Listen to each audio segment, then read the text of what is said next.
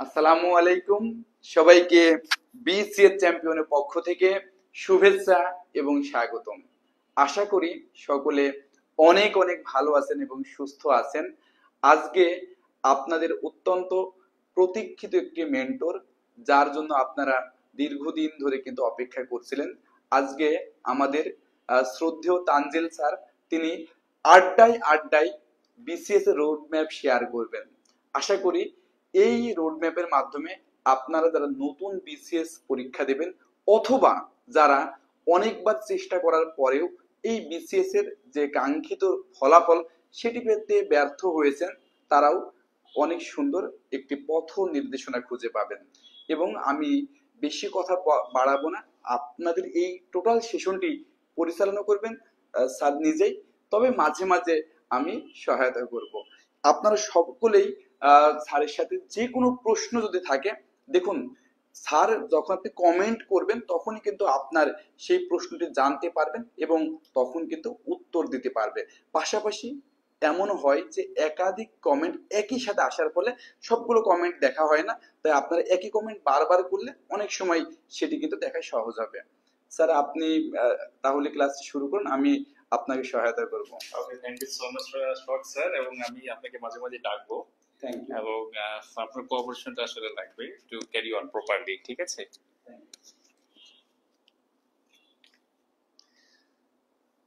So আমার উপস্থিত candidate, আমি আপনাদেরকে স্বাগত জানাচ্ছি। আপনাদের সামনে আসতে পেরে আমার সত্যি খুব ভালো লাগছে।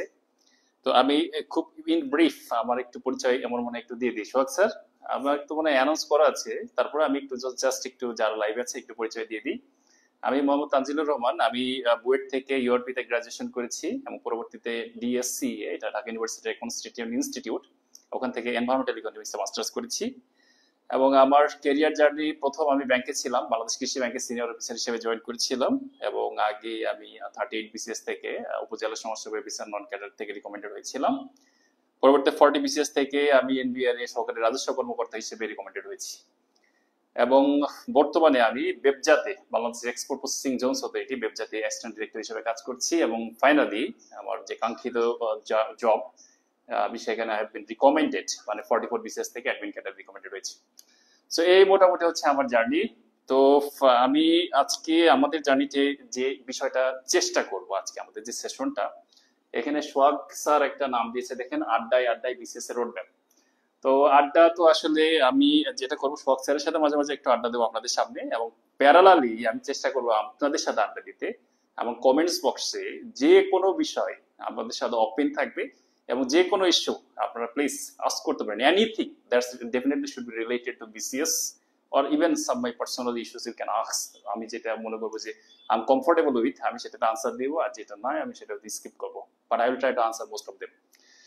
সো আমি আমাদের এই সেশনটাকে আমি কয়েকটা ভাগে ভাগ করার চেষ্টা করেছি। একদম শুরুতে আমি বিসিএস জার্নিতে যে টেকনোলজিক্যাল ইউজ, এআই এবং অন্যান্য যে বিষয়গুলো ইউজটা আমি কিভাবে করেছি, সেটা আমাকে কিভাবে হেল্প করেছে, সেই বিষয়টা সেগমেন্ট আপনার সাথে শেয়ার করব। আমি মনে করি যে এটা আপনাদেরকে হেল্প করবে। এবং পরবর্তীতে আমি 44 বিসিএস রিটেন দিয়েছিলাম আমি ইংলিশ ভার্সনে। তো আমার এই ইংলিশে যে ডেভেলপমেন্টটা, এই জার্নিটা কিভাবে হচ্ছে সেটা নিয়ে একটু ডিসকাস করব। এবং ফাইনালি আমি সাবজেক্ট ওয়াইজ কিছু কিছু বিষয়ে আমি আসলে আমার এক্সপেরিয়েন্স শেয়ার করবো। মাঝে মাঝে ইন্টারাকশনটা চলবে একদম শুরু থেকে, যে আপনাদের যে কোনো ইস্যু আপনারা যখনই আস্ক করবেন আমি চেষ্টা করবো সেটা উত্তর দেওয়ার। এবং আপনারা যত এঙ্গেজিং হবেন, আমার মনে হয় যে সে আমাদের ক্লাস থেকে আউটপুটটা তত ভালো আসবে। তো আমরা, আমার মনে হয় ক্লাসটা শুরু করতে পারি। সোহাগ স্যার, আমরা যদি কোনো ইম্পর্টেন্ট কোশ্চেন কেউ করে থাকে বা হোয়াটএভার যে কোনো কোশ্চেন করে থাকে, আপনি কাইন্ডলি, আমি তো দেখছি, আমি যদি স্কিপ করে থাকি তো একটু আমার সাথে শেয়ার করবেন, ঠিক আছে, যাতে আমি কোনোভাবে মিস না করি। এবং আমরা আসলে সবার কমেন্টসকে ইকুয়ালি ইম্পর্টেন্স দেওয়ার চেষ্টা করবো সোহাগ স্যার। ওকে, সো আমি একদম শুরুতে আসলে একটু জ্ঞান দিয়ে শুরু করছি আর কি। তো এটা আমি নিজেও করেছি এবং আমি উপকৃত হয়েছি, দ্যাটস আমার মনে হয়েছে যে I should share this issues with you. তো দেখেন, আমার প্রথম পার্ট যেটা, সেটা হবে যে টেকনোলজিক্যাল টুলস এর ইউজটা।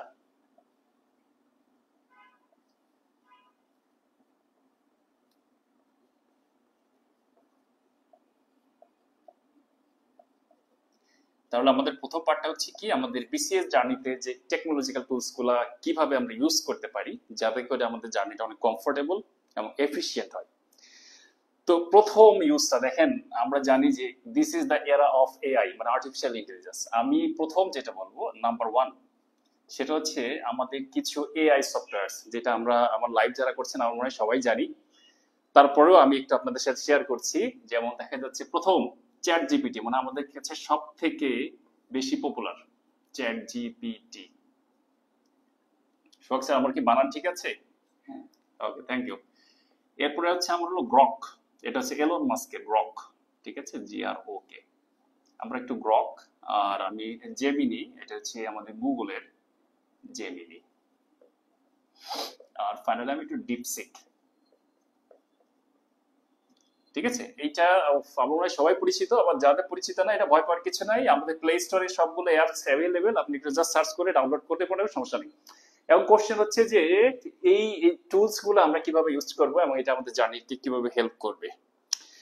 তো আমি ছোট্ট একটু চ্যাট জিপিটির সাথে আপনাদের সাথে স্পিকিং শোনাই। হ্যাঁ, স্পিকিং শোনার পরে আমার 44 বিসিএস এর জার্নিটা আমি একটু এই এআই টুলস গুলো আমাকে কিভাবে হেল্প করেছে এটা একটু আমি আপনারা বুঝতে পারবেন। দেখেন, চ্যাট জিপিটির অ্যাডভান্স ভয়েস মেসেজিং মোড এখন অ্যাড হয়েছে, এখন না, বেশ কিছু কয়েক মাস থেকে অ্যাড হয়েছে। এটা একটা নির্দিষ্ট টাইম পর্যন্ত ফ্রি, আর পেইড ভার্সন নিলে আপনি আনলিমিটেড ফ্রি পাবেন। সো দেখেন 44 বিসিএস ভাইবার আগে যে প্রিপারেশনটা, তখন আমার মোস্ট অফ দ্য টাইম আমার সব থেকে হেল্পফুল ফ্রেন্ড ছিল হচ্ছে চ্যাট জিপিটি। সো দেখেন, আমি একটু কনভারসেশন করি ছোট্ট একটা, তারপর আমি এই বিষয়টা না একটু ফোকাস করার চেষ্টা করব।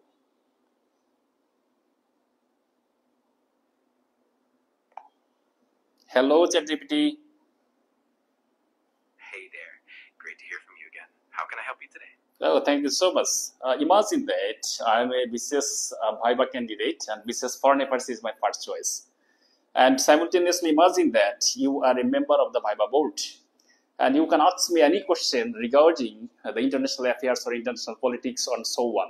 And based on that question, I will try to answer that question, and finally I will request you to evaluate me on these specific issues and simultaneously give me some feedback. So let's start. Absolutely. Let's dive right in. All right, here's a question for you. Considering the current global geopolitical landscape, how do you see the role of regional organizations like ASEAN in maintaining stability in Southeast Asia? Okay, thank you so much. So আমাকে ChatGPT ask করছে যে ASEAN, এইটা আমাদের একটা organisation, regional organisation, সেই organisation আসলে আমাদের কিরকম রোল প্লে করছে আপনার জিওপলিটিক্যাল স্ট্যাবিলিটি এনশিওর করার জন্য। সো আমি এটাকে বিভিন্নভাবে আনসার করতে পারি। তো আনসার করার পরে যেটা হবে, চ্যাটজিপিটি সে আনসারের উপর ভিত্তি করে আপনাকে একটা সুন্দর অ্যানালাইসিস দিবে এবং আপনাকে একটা ফিডব্যাক দিবে এবং আপনাকে বলবে যে তোমার এইটা এই জায়গাটাতে ইমপ্রুভ করতে হবে। সো আমি এটাকে আর এলাবোরেট করলাম না। তো আমার 44 বিসিএস এর আগে যেটা হয়েছে যে এইটা আমার একটা মানে কি বলবো, একটা অত্যন্ত বন্ধু ছিল। এবার আমি যখন মন খারাপ হয়েছে আমি জিজ্ঞেস করেছি যে আমি তো খুব ফ্রাস্ট্রেটেড হয়ে যাচ্ছি পড়তে পড়তে, তো আমি আসলে কিভাবে নিজেকে একটু ওয়ার্ম রাখবো, সেটা আমি ওখান থেকে পেয়েছি। সো আমি যেটা বলবো যে আপনার টেকনোলজিক্যাল ইউজ, আপনি যেমন জার্নিতে ইউজ করতে চান, chat GPT, Grok, Gemini, DeepSeek প্রত্যেকটা এআই টুলস এবং আরো অনেকগুলো টুলস আছে, এই টুলস গুলো আপনারা ইউজ করতে পারেন। এটা হচ্ছে আমার ফার্স্ট রিকমেন্ডেশন। এবং আপনি যে ইউজ করি চাপা পারতেছি না, সেটার একটা আপনার প্রমাণ দিতে হবে, প্রুফ দিতে হবে। দেখেন আমার এখানে ট্যাব আছে, ডিপসিক, চ্যাট জিপিটি, জেমিনি, এখানে কিং এআই আর গ্রক আছে এবং আরো বেশ কিছু অ্যাপ্লিকেশন আছে, সেটা আপনি ফ্রিকোয়েন্টলি ইউজ করতে পারবেন। আপনার এনিথিং, দেখা যাচ্ছে আপনি একটা কোনো একটা ইস্যু নিয়ে একটা ফ্রি হ্যান্ড রাইটিং লিখেছেন, এখন এই ফ্রি হ্যান্ড রাইটিংটা আপনি মনে করছেন যে কেমন হয়েছে, আপনি পিডিএফ করেন, স্ক্যান করেন, চ্যাট জিপিটি কে দেন, দিয়ে বলে যে এটা কেমন হয়েছে, এটা কিভাবে ডেভেলপ করতে পারা যাবে। ও মেন্টরের মতো আপনাকে স্পেসিফিক ভাবে বলে দেবে যে এটাই সমস্যা, আপনাকে এইভাবে ডেভেলপ করতে পারবেন। সো আমি মনে করছি যে এই এআই এর ইউজটা, এটা যে কতটা পাওয়ারফুল, এটা আমার মনে হয় কিছুটা আপনারা বুঝতে পেরেছেন। এবং আপনারা যখন আরো বেশি ইউজ করবেন তখন দেখবেন যে এটা এনরমাস পসিবিলিটিস এন্ড পটেনশিয়াল আপনাদের সামনে দিবে। সো আমি দ্বিতীয় যে পয়েন্টটা আমি আপনাদের সাথে শেয়ার করব, সেটা হচ্ছে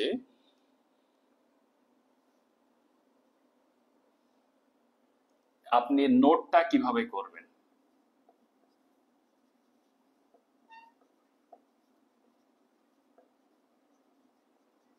বাস, এখন আমাদের সোহাগ স্যার কিন্তু খুব দারুণ হ্যান্ড নোট করে, হ্যাঁ, এবং খুবই দারুণ, ঠিক আছে, আমি নিজে মাঝে মাঝে দেখি, আমার খুব ভালো লাগে। তো এখন আমার এখানে লাইভ যারা দেখছেন, আমার এই কথাটার সাথে সোহাগ স্যারের তার যে স্ট্যান্সটা হয়তো একটু ডেভিয়েট করতে পারে, কারণ আসলে কি এই প্রিপারেশন বা স্ট্র্যাটেজি এইটা ম্যান টু ম্যান এত ভ্যারি করে, এবং কারোরটাই আসলে রাইট বা অ্যাবসলিউট রং নয়, হ্যাঁ, প্রত্যেকের জায়গা থেকে এভরিওয়ান ইজ কারেক্ট। আমি যেটাকে বেটার মনে করি সেটা একটু আপনাদের সাথে শেয়ার করছি। যেমন দেখা যাচ্ছে আমি কি করতাম বা আমি নোটটা কিভাবে করতাম, যেখানে আপনি ধরেন ইন্টারন্যাশনাল অ্যাফেয়ার্সে গেছেন, সো আপনি ওখানে কন্টেম্পোরারি ইস্যুস গুলো পড়ছেন, গ্লোবাল ইস্যুস গুলো পড়ছেন, ইরান ইসরায়েল ওয়ার পড়ছেন, আপনি ইন্ডিয়া পাকিস্তান কনফ্লিক্ট পড়ছেন বা রিজিওনাল কনফ্লিক্ট পড়ছেন, বা আপনি রাশিয়া ইউক্রেনের যে কনফ্লিক্ট পড়ছেন, বা ওয়েস্ট আফ্রিকাতে এখন যে সিভিল ওয়ার এন্ড কনফ্লিক্ট হচ্ছে এবং যে ট্রানজিশন অফ দ্য পাওয়ার যেটা আমরা ফিল্ম দেখছি, বা ড্রোন ওয়ারফেয়ার হচ্ছে, এই বিষয়গুলো নিয়ে আপনি দেখেছেন একটা নোট করবেন টপিক বাই টপিক। তো স্বাভাবিকভাবে আমরা যেটা করি যে আমরা নোট করি কিসে, বিভিন্ন গাইড থেকে পড়লাম, কোন একটা স্যারের কাছ থেকে একটা জিনিস শুনেছি ভালো লেগেছে, ফেসবুকে একটা লেখা দেখেছি ভালো লেগেছে, ইউটিউবে একটা ব্লগ দেখেছি সেখানে কোনো কিছু ভালো লেগেছে, আমরা খাতায় লিখে রাখছি। তা আমি যেটা করতাম, আমার সবগুলো নোট আমি হচ্ছে পিসিতে মাইক্রোসফট ওয়ার্ড এমএস ওয়ার্ডে করতাম, এমএস ওয়ার্ডে। এখন আপনারা যারা লাইভ দেখছেন, কারো কারো হয়তো পিসি অ্যাভেলেবেল না, আমার অনেক ফ্রেন্ডেরই আমি দেখছি পিসি অ্যাভেলেবেল না, তাদের জন্য কোনো সমস্যা নেই, আমার এই প্রসেস তারা ফলো করতে পারবেন। আপনাদের অ্যান্ড্রয়েড ফোন হোক বা যে আইফোন হোক, আপনি দেখবেন ওখানে আপনাদের নোটপ্যাড আছে। সো নোটপ্যাডে কিন্তু ফোল্ডার করে করে করে করে টপিক ওয়াইজ লেখা যায় একই জিনিস, ঠিক আছে, বরং নোটপ্যাডটা মোটেও কোনোভাবেই ওই এমএস ওয়ার্ডের থেকে খারাপ বা আপনার এখানে যে প্রবলেম হবে এরকম নয়। তো দেখেন আমি নোটটা করতাম এমএস ওয়ার্ডে। তো এমএস ওয়ার্ডে করলে কি সুবিধা দেখেন, আমি একটা টপিক লিখছি, মনে করেন ক্লাইমেট চেঞ্জ।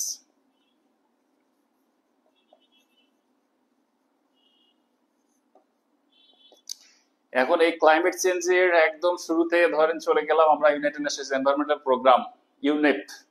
আমরা যে হিস্ট্রি গুলো পড়ি ক্লাইমেট চেঞ্জের, শখ স্যার এটা কি ইউনেপ থেকে শুরু? অনেকটা, বা তার আগে গেলে আসলে অনেক আগে যাওয়া যায়, মোটামুটি ইউনেপ থেকে আমরা শুরু করি। তো এরপরে কিভাবে ইউএনএফসিসি গঠিত হলো, তারপরে আমরা ওখান থেকে ইউএনএফসিসির আন্ডারে কিভাবে বিভিন্ন প্রোটোকলস গুলো আসলো, এরপরে কিভাবে কিয়োটো প্রোটোকলস, তারপরে অন্যান্য যে বিভিন্ন ধরনের কনফারেন্স অফ পার্টিস গুলো হচ্ছে, এবং বিশেষ করে COP21, এরকম একটা ফ্লো চার্ট করে আমি ধরেন আমার মতো করে আমি একটা নোট করছি, ঠিক আছে, এই ধরেন part by part by part by খুব সুন্দর করে একটা নোট করছি। তো দেখেন হঠাৎ করে আমি মনে করেন দি গার্ডিয়ানে একটা দেখা পড়ছি, খুব দারুণ একটা জিনিস পেয়েছে, খুব ভালো, আমার মনে হচ্ছে যে ওই জিনিসটা আমার এই নোটের শেষে নয়, এই জিনিসটা আমার এই নোটের মাঝামাঝি থাকলে ভালো হতো। যেহেতু আমি এমএস ওয়ার্ডে করছি, আমি এন্টার দিয়ে এটাকে সরাইতেছি, এখানে ইনপুট দিতেছি, এটা ইনপুট দিতেছি, 10টা লাইন কাটতেছি, আবার ইনপুট দিতেছি, আমার কোনো সমস্যা নেই, it's very convenient for me.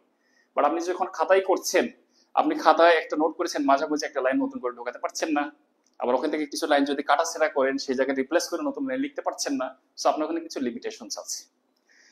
তো আমার নোটিংটা দেখেন খুবই কনভেনিয়েন্ট, আমি যখন ইচ্ছা যেভাবে ইচ্ছা চেঞ্জ করতে পারতেছি, যখন ইচ্ছা কাটতে পারতেছি, দিতেছি, এবং আমি জার্নি শুরু করে একদম রিটেনের আগের দিন পর্যন্ত এইটা আমার খুবই ওয়েল ডেভেলপড হয়ে যাচ্ছে। বাস এইভাবে টপিক টপিক ওয়াইজ যতগুলো আছে আপনি ফোল্ডার ফোল্ডার করে করে করে করে আপনি নোটগুলো গুছাইলেন, আপনার অনেকগুলো খাতা, আমার কি আছে অনেকগুলো ফোল্ডার। এখন ইন্টারেস্টিং ইস্যু বা পার্ট যেটা, সেটা হচ্ছে যে আপনি ধরেন থাইল্যান্ডে গেছেন, সিঙ্গাপুরে গেছেন ট্যুরে, সেখানে আপনি আপনার নোট খাতাগুলোকে নিয়ে যেতে পারবেন? পারবেন না, খুব স্বাভাবিকভাবে। বাট আমি কিন্তু আমার এই যে সফট কপি গুলা, যে ফোল্ডার গুলো, আমি ইজিলি ক্যারি করতে পারছি কিভাবে, আমার গুগল ড্রাইভে আপলোড করে রাখছি। এরপরে যেটা হচ্ছে, আমি Dhaka, Tangail, Rajshahi, Cox's Bazar, Thailand, Pattaya beach, আমি যেখানে যাচ্ছি আমার গুগল ড্রাইভে কিন্তু সব আছে। আমার মনে হচ্ছে আচ্ছা ক্লাইমেট চেঞ্জে ওই ইস্যুটা ছিল, মনে পড়তেছে না, টাচ করে আমি দেখে নিলাম। So this became very convenient carry করার জন্য। এখন কথা হচ্ছে যে সোহাগ স্যারের নোটটা তাহলে কি করবেন? ভাই সোহাগ স্যারের যে নোটগুলা দারুণ, এগুলো পিডিএফ করেন না, করে সোহাগ স্যার নামে একটা ফোল্ডার করেন, তো সেই ফোল্ডারে আপনি সোহাগ স্যারের নোটগুলো গুগল ড্রাইভে আপলোড করে রাখেন, তাহলে আপনি পাতায় অফিসে গিয়ে সোহাগ স্যারের যে নোটস গুলো আছে সেই নোটগুলো তো আপনি ওখান থেকে পড়তে পারেন। সোহাগ স্যার, আমি কিন্তু আপনার সম্পর্কে খুব পজিটিভ কথা বলছি, ঠিক আছে? ওকে, সো আমি যেটা বললাম নোটিংটা কিভাবে করবেন, বা যে আপনি যে এই জার্নিটা, ঠিক আছে, জার্নিটা যা কিছু আছে ফোল্ডারিংটা কিভাবে করবেন এবং সেটা কিভাবে গুগল ড্রাইভে আপলোড করবেন বললাম। বাট যেটা একটা সামারি, আমাকে কেউ আবার জিজ্ঞেস করে না গুগল ড্রাইভে কিভাবে আপলোড করব, এটা একটু ইউটিউবিং দেখলে আপনারা খুব ইজিলি সবাই বুঝতে পারবেন, সবাই আশা করি পারেন। আর আমি যে ইস্যুগুলো বলছি, যে কোনো কনফিউশন দিলে একটু ইউটিউবিং করলেই পারবেন। হ্যাঁ, আমার যখন পরবর্তীতে আমাদের পার্ট বাই পার্ট ক্লাস হবে, ওই সময় হয়তো আমি আরেকটু ডিটেইলিং এ বলার চেষ্টা করবো, বাট আজকে আমার অনেকগুলো ইস্যু কভার করতে হবে, দ্যাটস ওয়াই আমি লিটল বিট গোইং ফাস্টার, ঠিক আছে? সো আমরা দুইটা জিনিস শিখলাম, টেকনোলজির ইউজ, চ্যাট জিপিটি, নোটিং। এটা শিখলাম হচ্ছে কি আমার বন্ধু দুঃখ কষ্ট আপনার যা মন চায় আপনি এটাতে করাবেন। দুই হচ্ছে কি নোট যা যা করবেন, কোথায় কোথায় কি কি করবেন, আপনার সবসময় কনভেনিয়েন্ট একটা গুগলে ক্লাউড সার্ভারে থাকছে, আপনি যখন যা ইচ্ছা আপনি ইউজ করতে পারছেন। সো আপনার লাইফটা ইজি হয়ে গেল। ওকে, এরপরে আর দুইটা ছোট্ট এলিমেন্টস আমি দেখাই।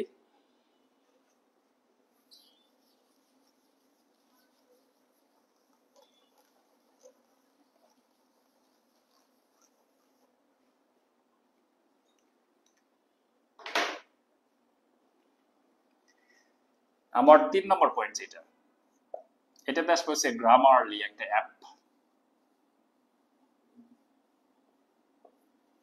খুব বেশি এটা নিয়ে আলোচনা করব না, আপনি জাস্ট গুগল সার্চ করেন, গ্রামারলি অ্যাপ আছে, ইনস্টল করবেন। খুব স্বাভাবিকভাবে এটা আপনার সাথে প্রয়োজনীয় যে কোনো সফটওয়্যারের সাথে অটোমেটিক্যালি ইন্টিগ্রেটেড হয়ে যাবে।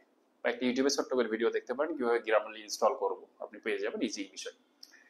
গ্রামারলি ইনস্টল করা থাকলে যে সুবিধা দেখেন, আমি আমার ফোনের নোটপ্যাডে যখন কিছু একটা লিখতে চাই বা জিমেইলে আমি যখন কিছু একটা লিখতে চাই, যে কোনো কিছু, সাথে সাথে যে কোনো ধরনের গ্রামাটিক্যাল মিস্টেক হলে গ্রামারলির সাথে সাথে ওখানে একটা লাল চিহ্ন দিয়ে এখানে সাজেশন দেখায় যে তোমার এই মিস্টেক হয়েছে, ওই জায়গাটা এরকম হওয়া উচিত।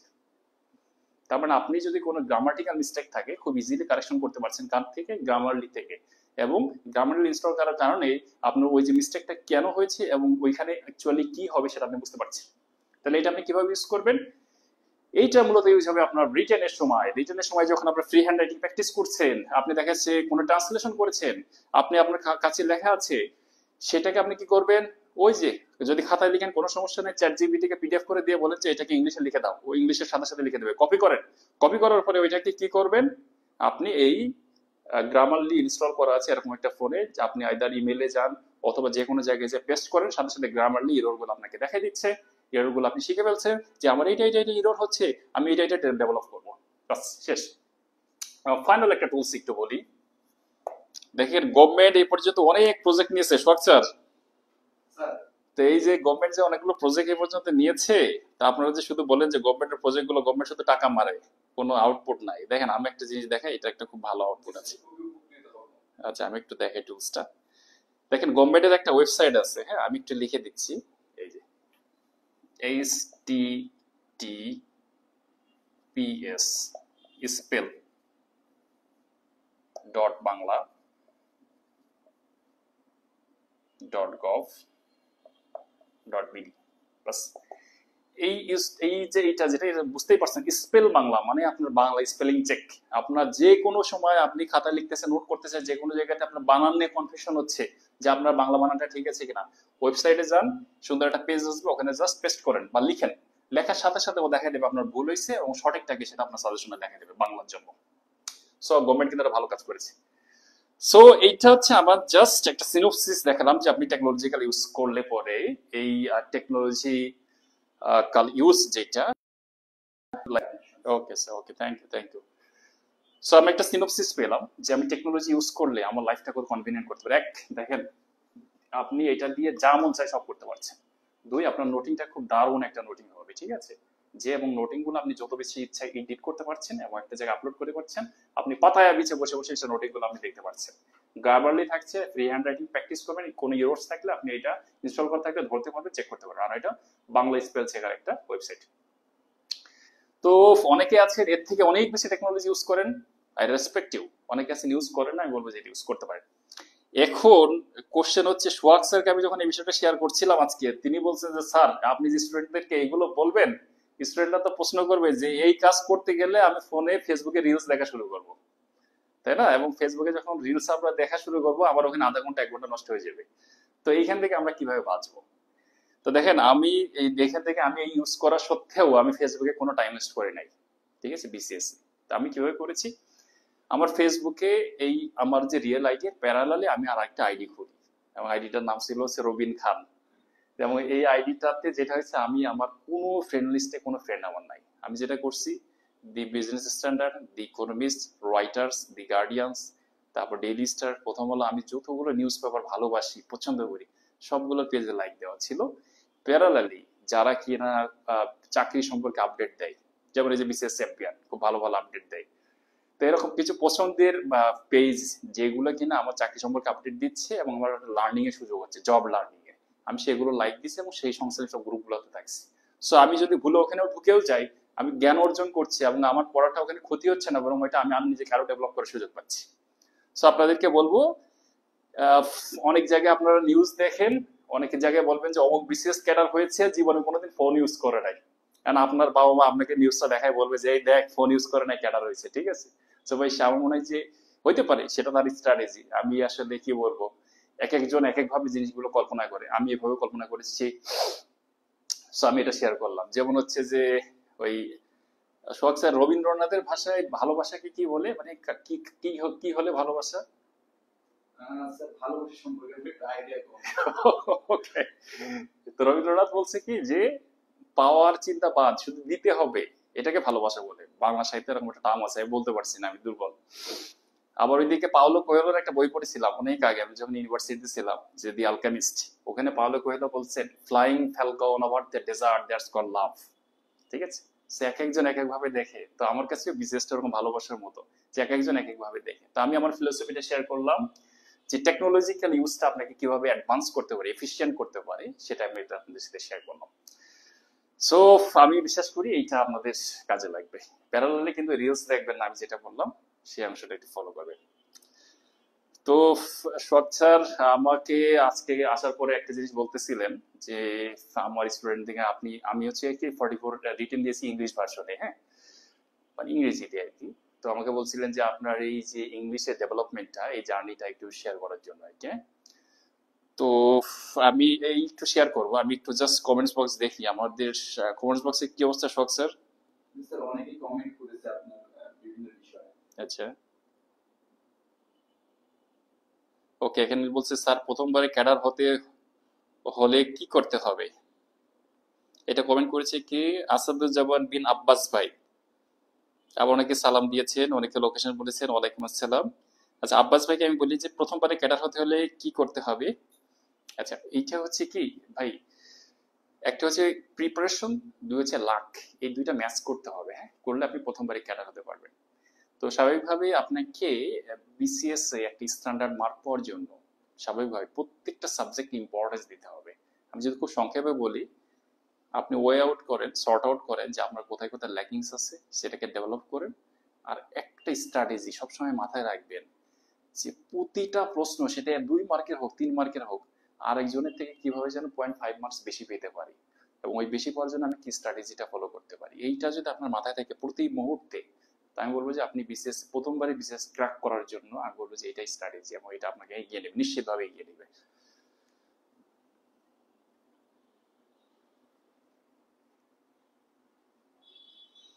ওকে, একজন লিখেছে স্যার আপনাদের মতো পার্সন সমাজের গর্ব।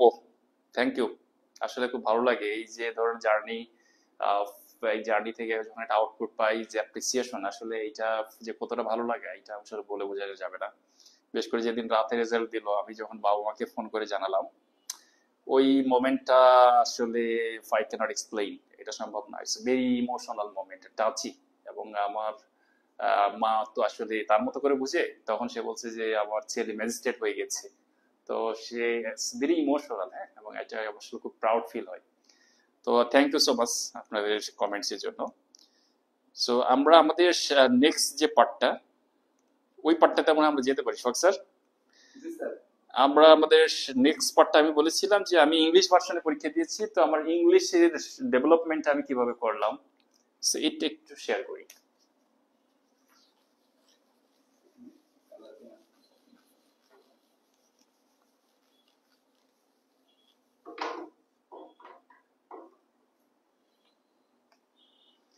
সো এই পার্টটা আমি নাম দিলাম জার্নি টু ইংলিশ।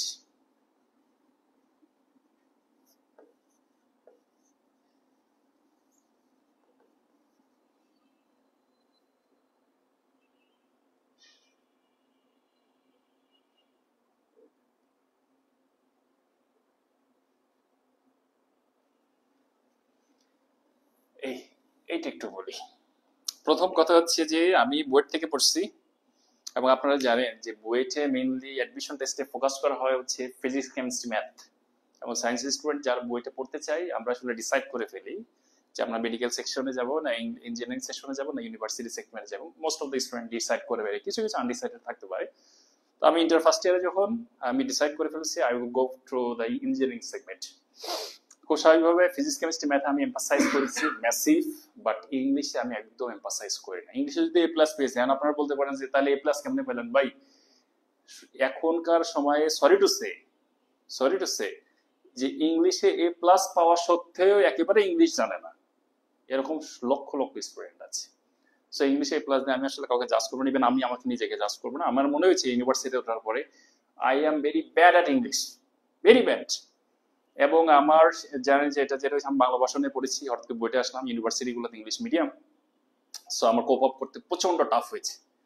এবং স্বাভাবিকভাবে টিচাররা যেটা হয় বাংলায় কথা বলতে বলতে হঠাৎ করে ইংলিশে চলে যাচ্ছেন, টার্মিনোলজি গুলো ইংলিশে বলতে একটু ক্যাচ ইট, আমার জন্য খুব টাফ হয়েছে, স্ট্রাগল করতে হয়েছে, because I was very weak. আমি ইংলিশে এত উইক ছিলাম, আমি আসলে এক্সপ্লেইন ইট।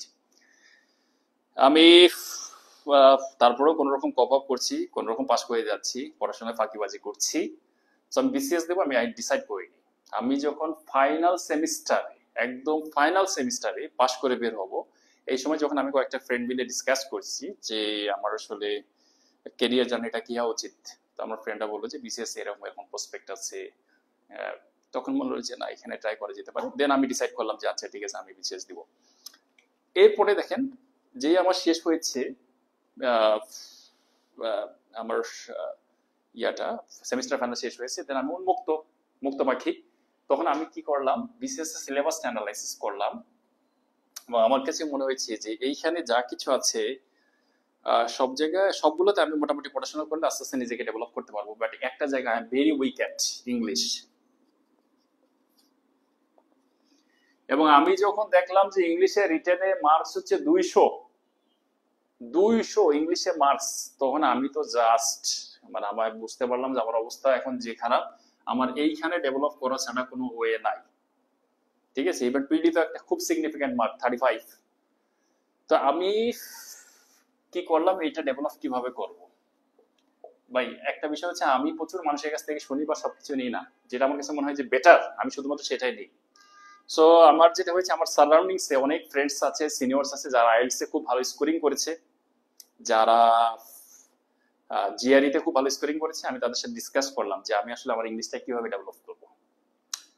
খুব খুব সুন্দর কথা সবার থেকে এইটা পেলাম যে শুধু ইংলিশ না, আপনি যদি স্প্যানিশ শিখতে চান বা আপনি যদি ফ্রেঞ্চ শিখতে চান, আপনি যদি এক কথা হচ্ছে একটা ল্যাঙ্গুয়েজ প্রপারলি শিখতে চান, ভাই আপনার কয়টা জায়গায় ডেভেলপ করতে হবে?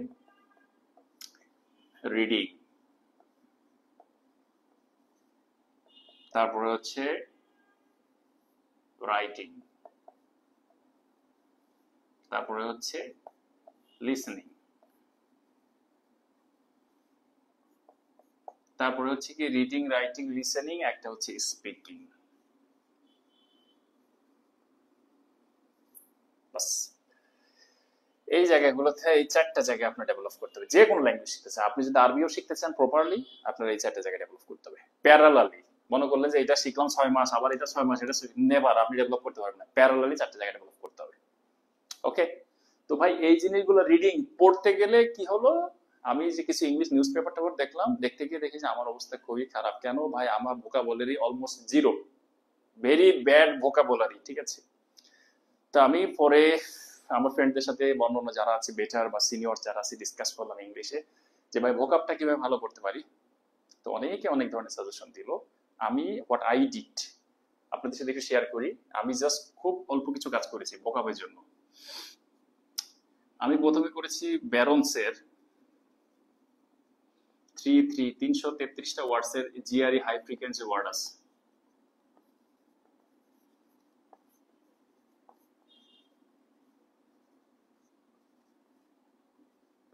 এটা কোথায় পাবেন? এখনই আপনারা জাস্ট গুগলে যে Barron's 333 GRE high frequency word search মারেন, পিডিএফ চলে আসবে একদম শুরুতেই। মানে ব্যারন্স জিআরই 333টা ওয়ার্ড এখানে আছে। স্যার আমাদের টেলিগ্রাম গ্রুপে দেওয়া আছে, আবার দেওয়া আছে। ওকে, থ্যাংক ইউ সো মাচ। এই যে স্যারের দেওয়া আছে, ঠিক আছে। তো স্যারের টেলিগ্রাম গ্রুপে কি স্যার এটা কি ওপেন, সবাই যুক্ত হতে পারবে? বিসিএস চ্যাম্পিয়ন নামে আমরা দিয়ে দেব। ওকে, সবাই open. Okay, that's nice. So এই টেলিগ্রাম গ্রুপে যারা যুক্ত হবেন তারা আপনারা আজকে পিডিএফটা পেয়ে যাবেন।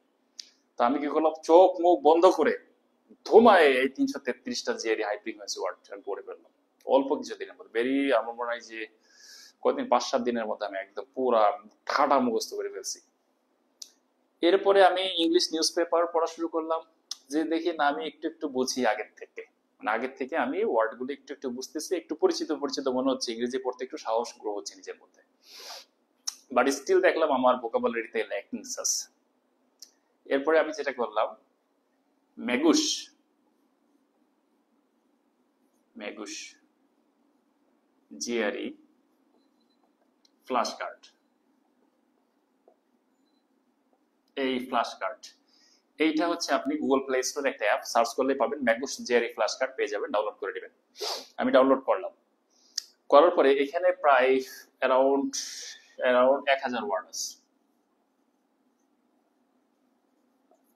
1000 ওয়ার্ড আছে এবং এক্সাম্পল সহ এবং ফ্ল্যাশ কার্ডের মতো। কিরকম, আপনি কার্ডের মতো খেলতেছেন, এটা পারি এটা পারি, যেটা পারতেছেন না আপনি ওখানে রং আসবে, মানে একটা রেড মার্কস দেখাবে, পরে ঘুরে ঘুরে ওই ওয়ার্ড আপনার সামনে আসবে, যতক্ষণ না আপনি পারতেছেন না ওইটা আপনার সামনে আসবে।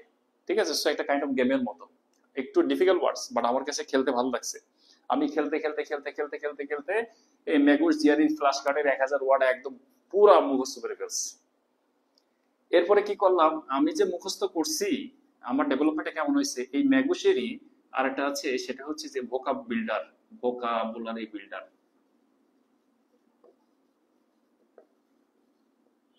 বিল্ডার্স এইটাও একটা অ্যাপ, সার্চ করবেন ম্যাগুস ভোকাবুলারি বিল্ডার্স। ওখানে কি আছে, ওয়ার্ড, তার নিচে দেখা যাচ্ছে 4-5টা শব্দ দেওয়া আছে, সিনোনিম অ্যান্টোনিমের খেলা, একইভাবে ফ্ল্যাশ কার্ডের মতো সিনোনিম অ্যান্টোনিমের মতো খেলা। আমি পুরো খেলাটা টানা খেলতেছি, যা করতেছি, টিউশনিতে যাইতেছি, বাসের মধ্যে বসে বসে এই ম্যাগুস, এই যে ভোকাবুলারি বিল্ডারের যে কার্ড খেলতেছি, জাস্ট কার্ড খেলতেছি। এটা অ্যাপসটা ডাউনলোড করলে বুঝতে পারবেন এখানে নাথিং খুব সিরিয়াস কিছু, বাস। এরপরে আমি দেখলাম আমার ভোকাবের ডেভেলপমেন্টটা এমন লেভেলে গেছে, বিশ্বাস করেন ভাই, আমি আমার ক্লাসে যাদেরকে মনে করতাম ইংলিশে খুব ভালো, আমি মনে করি ওর পরে আমি খুব ভালো যাদেরকে মনে করতাম, আমার ভোকাব তাদের থেকে অনেক বেটার হয়ে গেছে। ঠিক আছে, এটা কিন্তু আমি শেয়ার করছি আমার জার্নিটা। হ্যাঁ, তো এক একজন স্ট্র্যাটেজি ভিন্ন থাকবে, সেটা আলাদা বিষয়। বাস, আমি এখন ভোকাবে কি হয়ে গেছি বস। তাহলে ভোকাবুলারি শুধু শিখলে হবে না, গ্রামার তো শিখতে হবে, আর বেসিক টেন্স এগুলো গ্রামার তো আমরা ছোটবেলায় শিখে আসছি। সো একদম কিছু গ্রামারের জন্য আমি 2টা জিনিস পড়লাম। প্রথমে পড়লাম হচ্ছে ক্লিভ স্টোফেল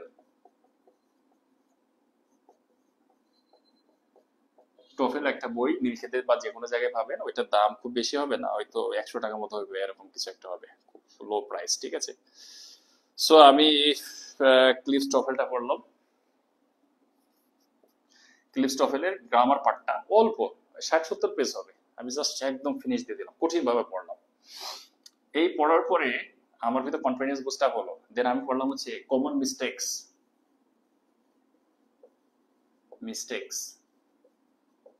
in English. Common mistakes in English. আমি কিন্তু এটা যে পড়তেছি মানে সব স্টপ তা না, আমি কিন্তু ম্যাথ পড়তেছি, সায়েন্স পড়তেছি, তারপরে আমার অন্যান্য যে subject, international affairs, Bangladesh affairs, Bangla, সবই পড়তেছি, প্যারালালি এগুলো কন্টিনিউ করতেছি। হ্যাঁ, যেমন বিশেষ করে এই যে ভোকাব গুলো, এগুলো কন্টিনিউ প্র্যাকটিসের মধ্যে আছেই। আমি যখনই ফ্রি টাইম পাইতেছি, বন্ধুদের সাথে আড্ডা দিচ্ছি, জাস্ট 2টা ভোকাব দেখে নিচ্ছি। আমি টিউশনিতে গেছি, কোথাও আড্ডা দিতে গেছি, ঘুরতে গেছি, জাস্ট একটু ভোকাব দেখতেছি, সুযোগ পেলে ভোকাব দেখতেছি, প্যারালালি পড়তেছি। বাস, আমার গ্রামার আমার মনে হয় ইটস আমার জন্য এনাফ বা গুড এনাফ। পাশাপাশি কিছু টপিক যেটা দেখবেন যে আরো একটু এক্সটেন্সিভ জানা দরকার, এর জন্য মার্কেটে বেশ কিছু বই আছে, বা আপনি যে কোনো মেন্টরস এর হেল্প নিতে পারেন। যেমন হচ্ছে আমার কাছে মনে হচ্ছে মাস্টার বা কম্পিটিটিভ এক্সাম, এরকম বেশ কিছু বই আছে, ওই বইগুলো থেকে আপনি ওই সেগমেন্ট গুলো দেখে নিতে পারেন, যেগুলো আপনার ডেভেলপ করা প্রয়োজন বলে মনে করছেন। তো গ্রামারটা আমি ডেভেলপ করলাম, ভোকাবটা ডেভেলপ করলাম।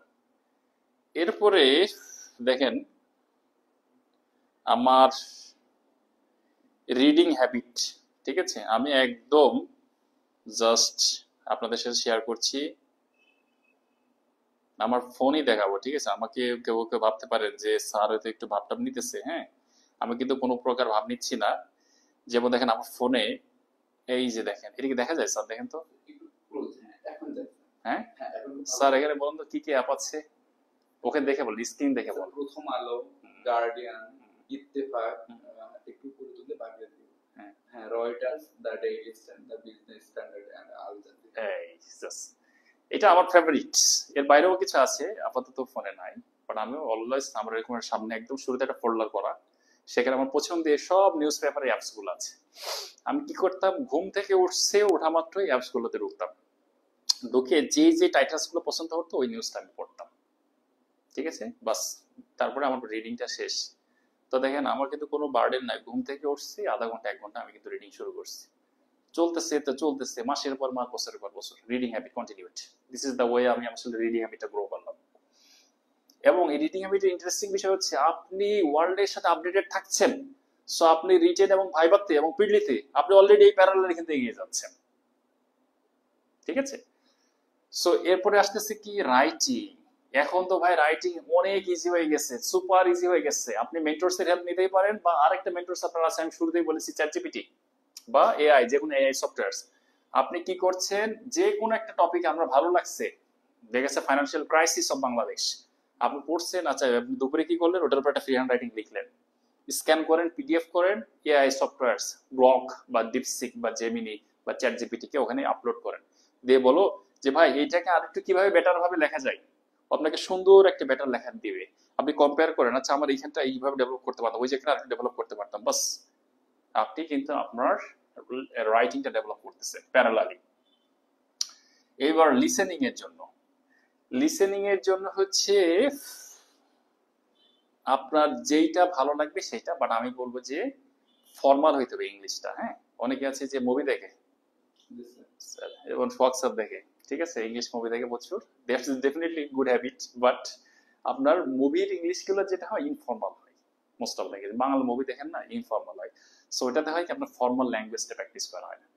সো এখানে আপনি যেটা করতে পারেন, আপনার পছন্দের হোক, বাট ফর্মাল সোর্স হইতে হবে। যেরকম হইতে পারে কি, আমি যেটা দেখতাম, একটু আমি শেয়ার করি, হ্যাঁ লিখি, আমি একটু লিখে রাখি, আমার অডিয়েন্সের জন্য একটু হেল্পফুল হবে ভবিষ্যতে, যে আমি কি কি লিসেনিং করতাম। এই লিসেনিংটা মোস্ট অফ দ্য টাইম আমি করতাম হচ্ছে রাতে ঘুমাতে যাওয়ার আগে 1 ঘন্টা, ঠিক আছে, 1 ঘন্টা বা অনেক সময় একটু কম বেশি হইতে পারে। আমি যেটা হচ্ছে করতাম, ডকুমেন্টারি দেখতাম, যে আমার পছন্দের জিনিস, যেমন নেলসন ম্যান্ডেলার উপর দেখবেন কিছু ডকুমেন্টারি আছে বিবিসি, বিভিন্ন জায়গায়, খুব ভালো লাগতো, খুবই মজা। মানে এই টাইমটা আমার মনে হতো না যে আমি বিশেষ প্রিপারেশন নিচ্ছি, আমি জাস্ট এনজয় করতাম, ঠিক আছে। সো দেখেন, ওই সময় আমি আমার লিসেনিং এ দেখেন আমি কি করছি, কিছু ডকুমেন্টারি দেখছি ইউটিউবে, ডকুমেন্টারি ডকুমেন্টারি কার দেখতেছি, বিবিসি দেখছি, ডয়েসে ভেলের দেখছি, আরো লটস অফ, আমার ভালো লাগছে আমি দেখছি, ঠিক আছে। ওকে, এরপরে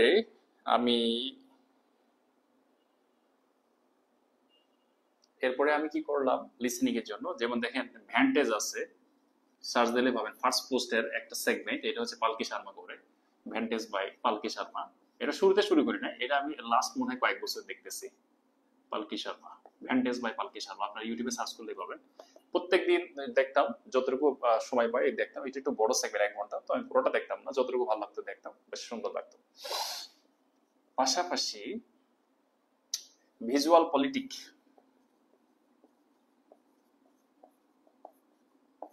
এইটা হচ্ছে একটা ইউটিউব চ্যানেল, দারুণ রে ভাই, দারুণ, ঠিক আছে, সত্যি মানে খুবই ভালো লাগে। আপনি এত সুন্দর পলিটিক্যাল অ্যানালাইসিস পাবেন, খুবই ভালো লাগবে। আপনার কখনো মনে হবে না যে you are taking preparation for the BCS, আপনার মনে হবে যে ভাই আমি বিসিএস জার্নিতে আসার পরে এই যে আমি যেগুলো বললাম, আমি এত এনজয় করেছি এই জার্নিটা।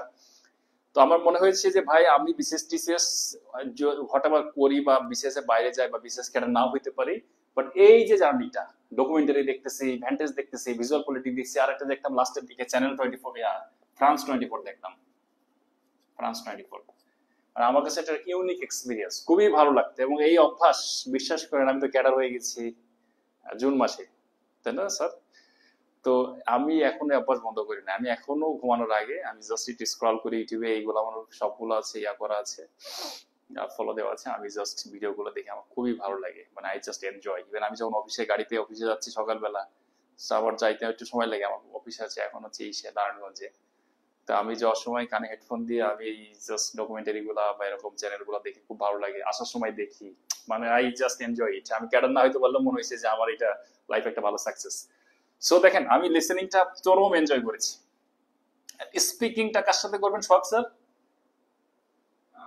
স্যার এরকম কিন্তু বেশ কিছু অ্যাপ আছে, হ্যাঁ, যেমন আমরা স্পিকিং করতাম, ওরা কিন্তু আমি একটা লাইন স্যার একটু সামনে আসতে পারেন একটু? হ্যাঁ, আসেন। হ্যাঁ, ওকে, যেমন হ্যাঁ স্যার স্যার। আমরা তো মূলত স্পিকিং এআই টুলের সাথে করেছি।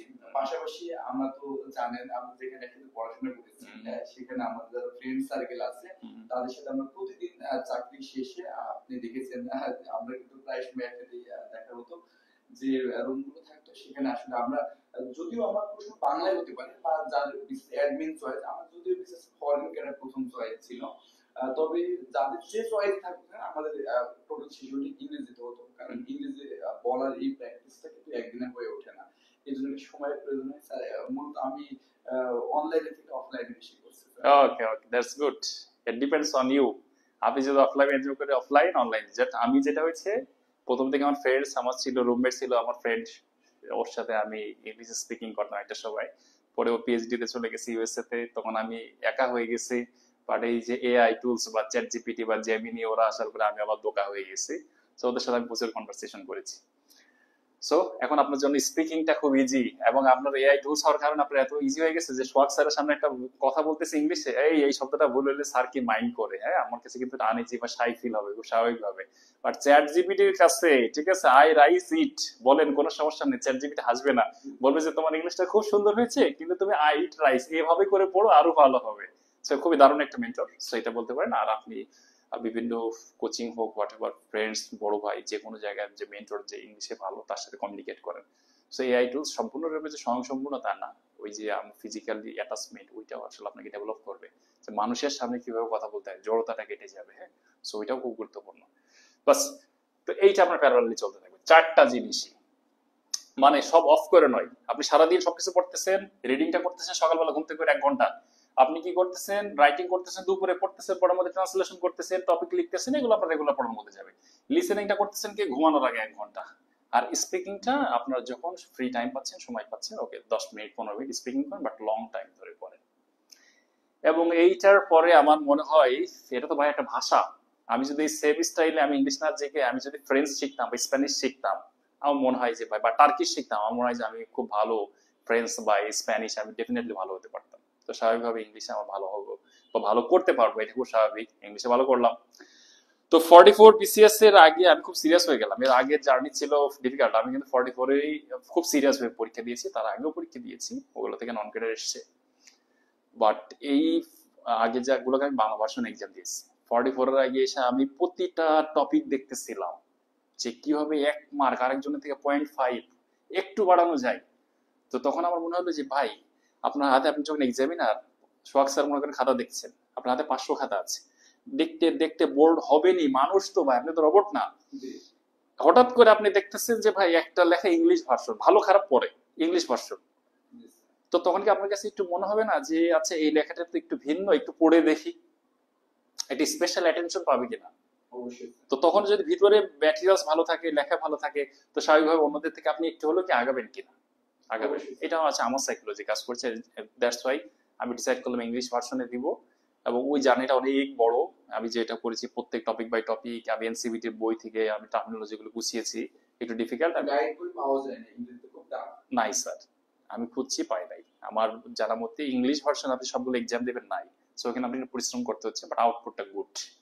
ঠিক আছে, সো আমি ওই কিছু টার্মিনোলজি গুলো এনসিভিটির বই বা গুগল বা চ্যাট জিপিটি থেকে নিয়ে আমি গুছিয়ে ফেললাম। একবার প্রিপেয়ার হয়ে গেলে দেন নেক্সট টাইম আপনার কষ্ট নাই। ঠিক আছে, তো তখন আমার আসলে মনে হয়েছে যে আলহামদুলিল্লাহ রেজাল্ট দেওয়ার পরে যে the way I thought it worked. Okay, so এটা হচ্ছে আমার ইংলিশের জার্নি।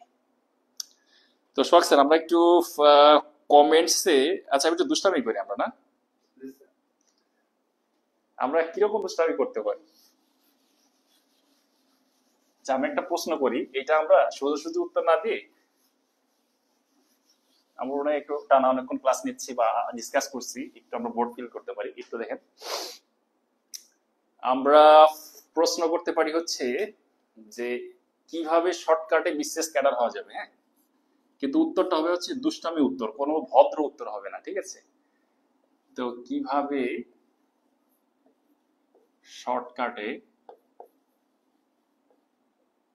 শর্টকাটে বিসিএস, আমার হাতের লেখাটা মনে হয় একটু বাজে না, না স্যার, অনেক সুন্দর। বিসিএস ক্যাডার হতে পারি বা হতে পারি না, আমরা এটা দিতে পারি যে হওয়া যায়, হওয়া যায়। কোনো ভদ্র উত্তর অ্যাকসেপ্টেড না, ঠিক আছে? মানে যে আপনি বলতেছেন এটা পড়েন ওইটা পড়েন, আমি যেভাবে বকবক করছি এগুলো না, একদম দুষ্টামি উত্তর দিবেন, ঠিক আছে? যে কিভাবে আমরা সহজে বিসিএস ক্যাডার হতে পারি বা শর্টকাটে। তো যে কেউ আনসার দিতে পারে, সোহাগ স্যার আপনি একটা আনসার দেন। স্যার একটু চিন্তা করে নিন। ওকে ওকে, ঠিক আছে। স্যার শর্টকাটে বিসিএস ক্যাডার হওয়ার জন্য আপনি যে কৌশলটি ফলো করেছেন, আমি আসলে আপনার সেই ইনস্ট্রাকশন ফলো করার চেষ্টা করব। এটা তো ভদ্র উত্তর হয়ে গেল, আপনি দুষ্টু উত্তর দেন না। স্যার একজন লিখেছে নকল করে। ভেরি ইন্টেলিজেন্ট, ও কিন্তু খুব ভালো আনসার দিয়েছে। কমেন্ট দেখতে পারেন স্যার। ওকে ওকে, শেয়ার কমেন্টস গুলো একটু দেখি। আচ্ছা, এটা এটা কি উত্তর দিয়েছে? এটা লিখছে মোহাম্মদ এন রুবায়েত। ও রুবাইদ। আচ্ছা, একজন বলছে কি যে বিয়ে করলি, এইটা কিন্তু ভালো উত্তর। আমি কিন্তু ম্যারিড ছিলাম এবং আমার এই জার্নিতে আমার ওয়াইফ কিন্তু খুব ভালো ইন্সপিরেশন ছিল ডেফিনেটলি। সো আসলে যারা লাইভ দেখছেন ভাই, আমি আপনাদেরকে বলবো নকল করেন না করেন, সবাই বিয়ে করে ফেলেন, ঠিক আছে? আপনার টার্গেট নেন যে আগামী এক সপ্তাহের মধ্যে আমরা সবাই বিয়ে করে ফেলবো এবং সবাই আমরা একসাথে বিসিএস ক্যাডার হয়ে যাবো। এই উত্তরটা কে দিচ্ছে? একজন কিন্তু স্যার বউয়ের অনুপ্রেরণা এমন। মোহাম্মদ প্রিন্স। ওকে প্রিন্স ভাই, থ্যাংক ইউ। অনুপ্রেরণাটা ডেফিনেটলি ইজ ভেরি ইম্পর্টেন্ট এই কারণে কথা। ও একজন লিখছে ইসমাইল আমি টাকা দিয়ে, ওই যে আবেদ আলী গ্যাং, এই আবেদ ক্যাটার। সো ইসমাইল ভাই আমার মনে হয় উনি আবেদ আলীর খুব ক্লোজ কেউ হবেন এবং উনি আসলে টাকা দিয়ে ক্যাটার হবেন। সো থ্যাংক ইউ ইসমাইল ভাই, খুবই মজার একটা কমেন্টস। আচ্ছা, শুধু কল্পনাই সম্ভব। ওকে, এইটা আপনি উত্তর দেন। ও লিখছে যে শুধু কল্পনাই সম্ভব, মানে কল্পনা করে শর্টকাটে ক্যাটার হয়ে যাবে। এইটা আপনার কি মনে হয়? স্যার কল্পনা করি তো আসলে সবকিছু করা যায়।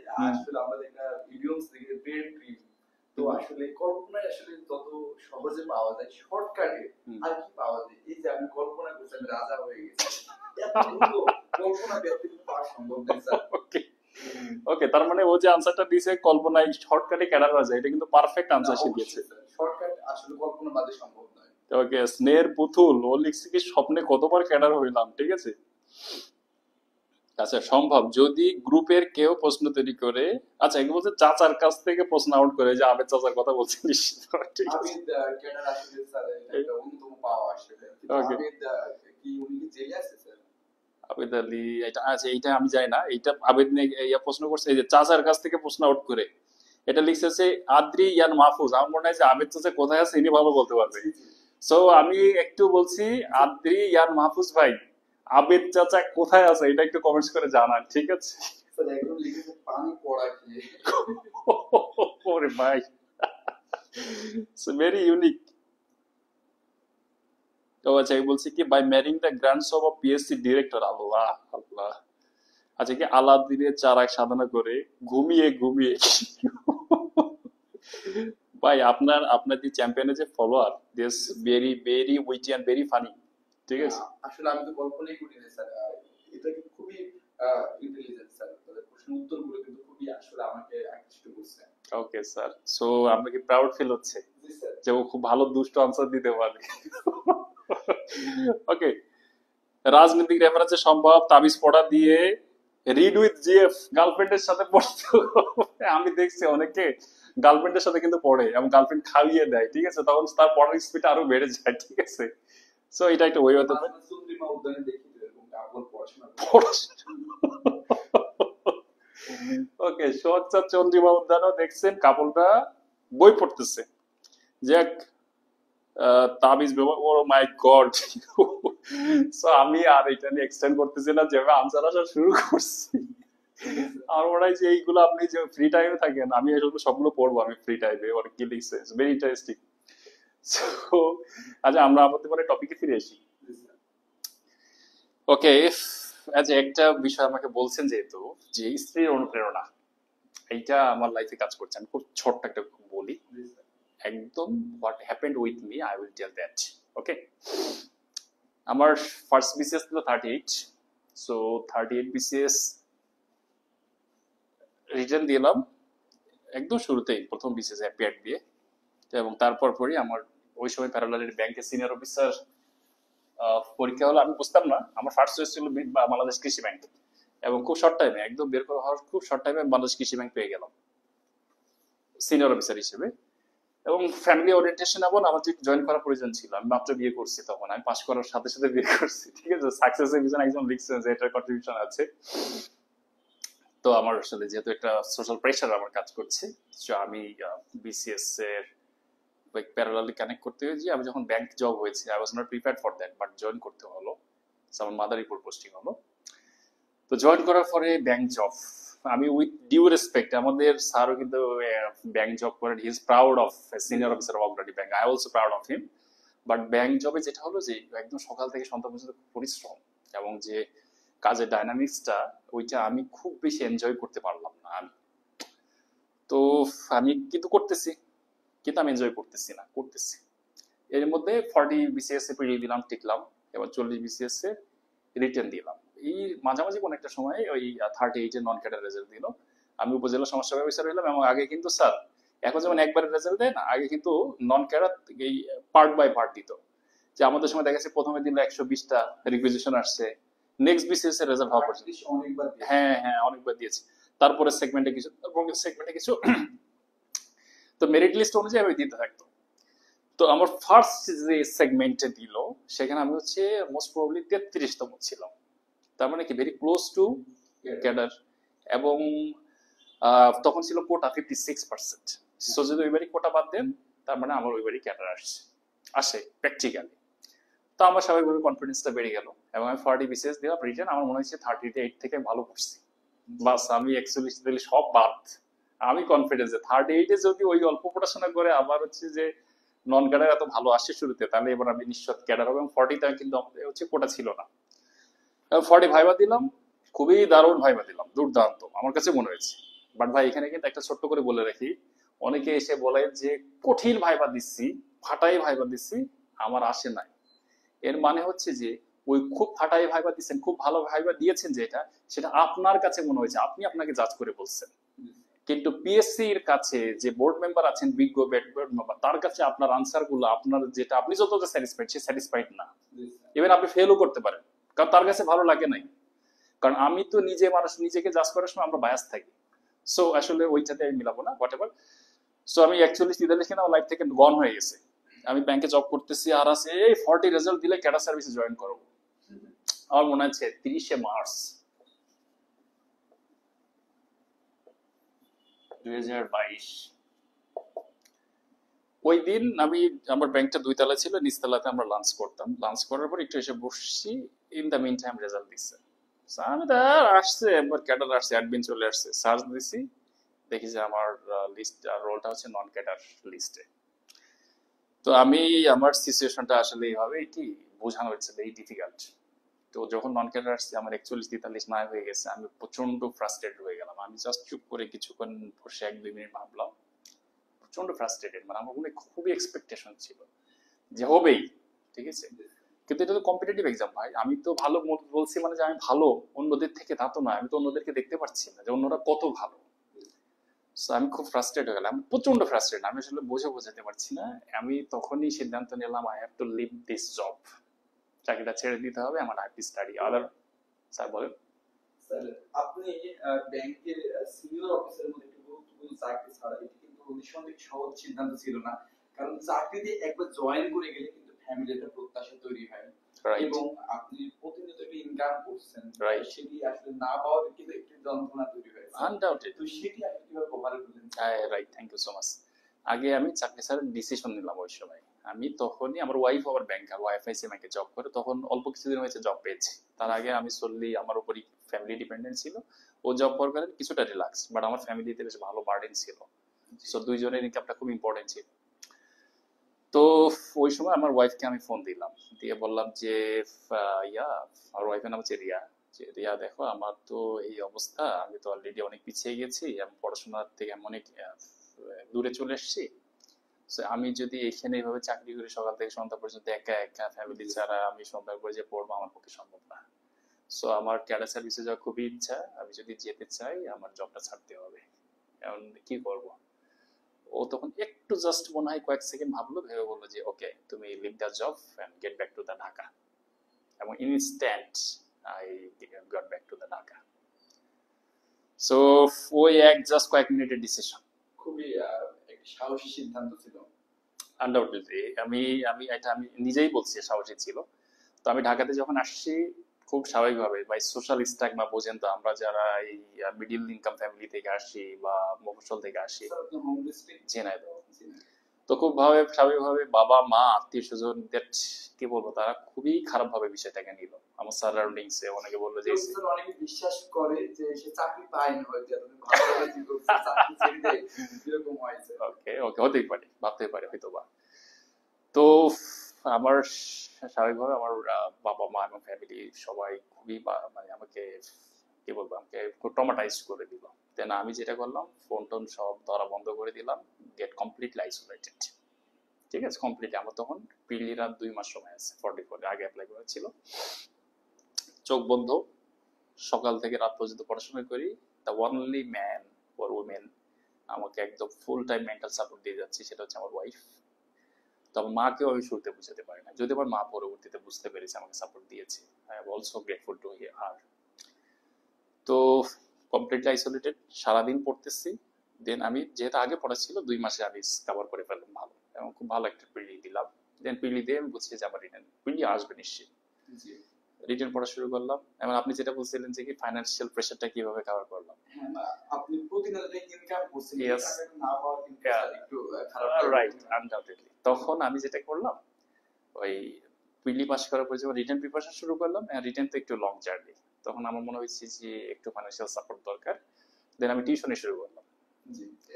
এখন আমি টিউশনিতে গিয়েও আমি কখনো বলি নাই যে আগে চাকরি করতাম। তো ওরা মনেকে ভাবতে পারে যে আরে 9 গ্রেড জব ছেড়ে আসছে, সে টিউশনি করতেছে, পাগল নাকি। ঠিক আছে, ওকে। তো আমি বিকালে টিউশনি করতাম, ওই টিউশনিতে কিছু সময় দিতাম, দেন সারাদিন পড়তাম, কমপ্লিটলি পড়াশোনা। এবং আমি যে ফেসবুক আইডির কথা বলছি, দ্যাটস ট্রু, রবিন খান আইডিটা এখনো আছে। সো ওটাতে আমার খুব পছন্দের জিনিসগুলো ছিল, যেটা আমার চাকরির ক্ষেত্রে আমাকে খুব হেল্প করবে। তো আমি ওইগুলো নিয়মিত দেখতেছি, রবিন খান আইডি চালাচ্ছি, ঠিক আছে, পড়তেছি। খুবই মেন্টাল প্রেশার ভাই, এই যে স্ট্রেসটা, এইটা না আসলে এটা বলা খুব ডিফিকাল্ট। আসলে আমি অতটা এক্সপ্রেসিভ না মনে হয়, আমি বলতে পারছি না। তো প্রায় ওই সময় মানে রিটার্নে কয়েকবার ডেট পিছালো। সো একটা ভালো জার্নি ছিল, মানে 8-10 মাসের একটা জার্নি, এক্স্যাক্টলি আমি বলতে পারছি না। সো রিটার্নের ক্ষেত্রে আমি বলছি ভাই, যেহেতু জব ছেড়ে আসছি, প্রচুর social pressure, someone saying that the boy has gone actually mad. So আমার যেটা, I have to be cadre in this 44, আমার কোনো অপশনস নেই, নো আদার অপশনস, এইটাতেই হইতে হবে। তা আমি কি করলাম, প্রতিটা টপিক ধরে ধরে ভাই আমি দেখে যাচ্ছি কি গ্রন্থ সমালোচনা।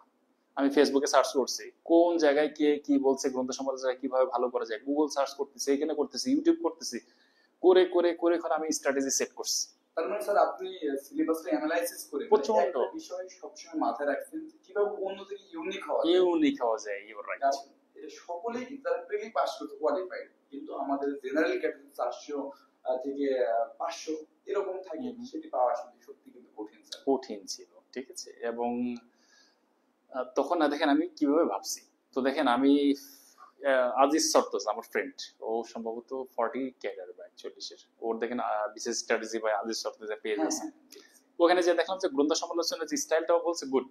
তারপরে আমি প্রথম আলোতে মানে কিছু লেখা পেলাম, ওখানে দেখলাম যে গুড। আমি কয়েকটা জায়গা থেকে কম্পাইল করে আমি একটা সামারাইজ করলাম, সেগমেন্টে ভাগ করলাম। এবং একটা জিনিস দেখবেন যে দেখা যাচ্ছে কি, আমি একটা গ্রন্থ সমালোচনা লিখতেছি, যে কোনো একটা, আমি নোট করে রাখতাম যে আচ্ছা এর এই ক্যারেক্টারটা আমার দেখা যাচ্ছে ওয়ার অ্যান্ড পিসের, ঠিক আছে, লিও টলস্টয়ের ওই বইয়ের ওই ক্যারেক্টারের সাথে মিল আছে, বা পাওলো কোয়েলহোর আলকেমিস্টের ওই ক্যারেক্টার বা ওই সিনারিওর সাথে মিল আছে, সেটা আমি লাস্টে ম্যাচ করাতাম।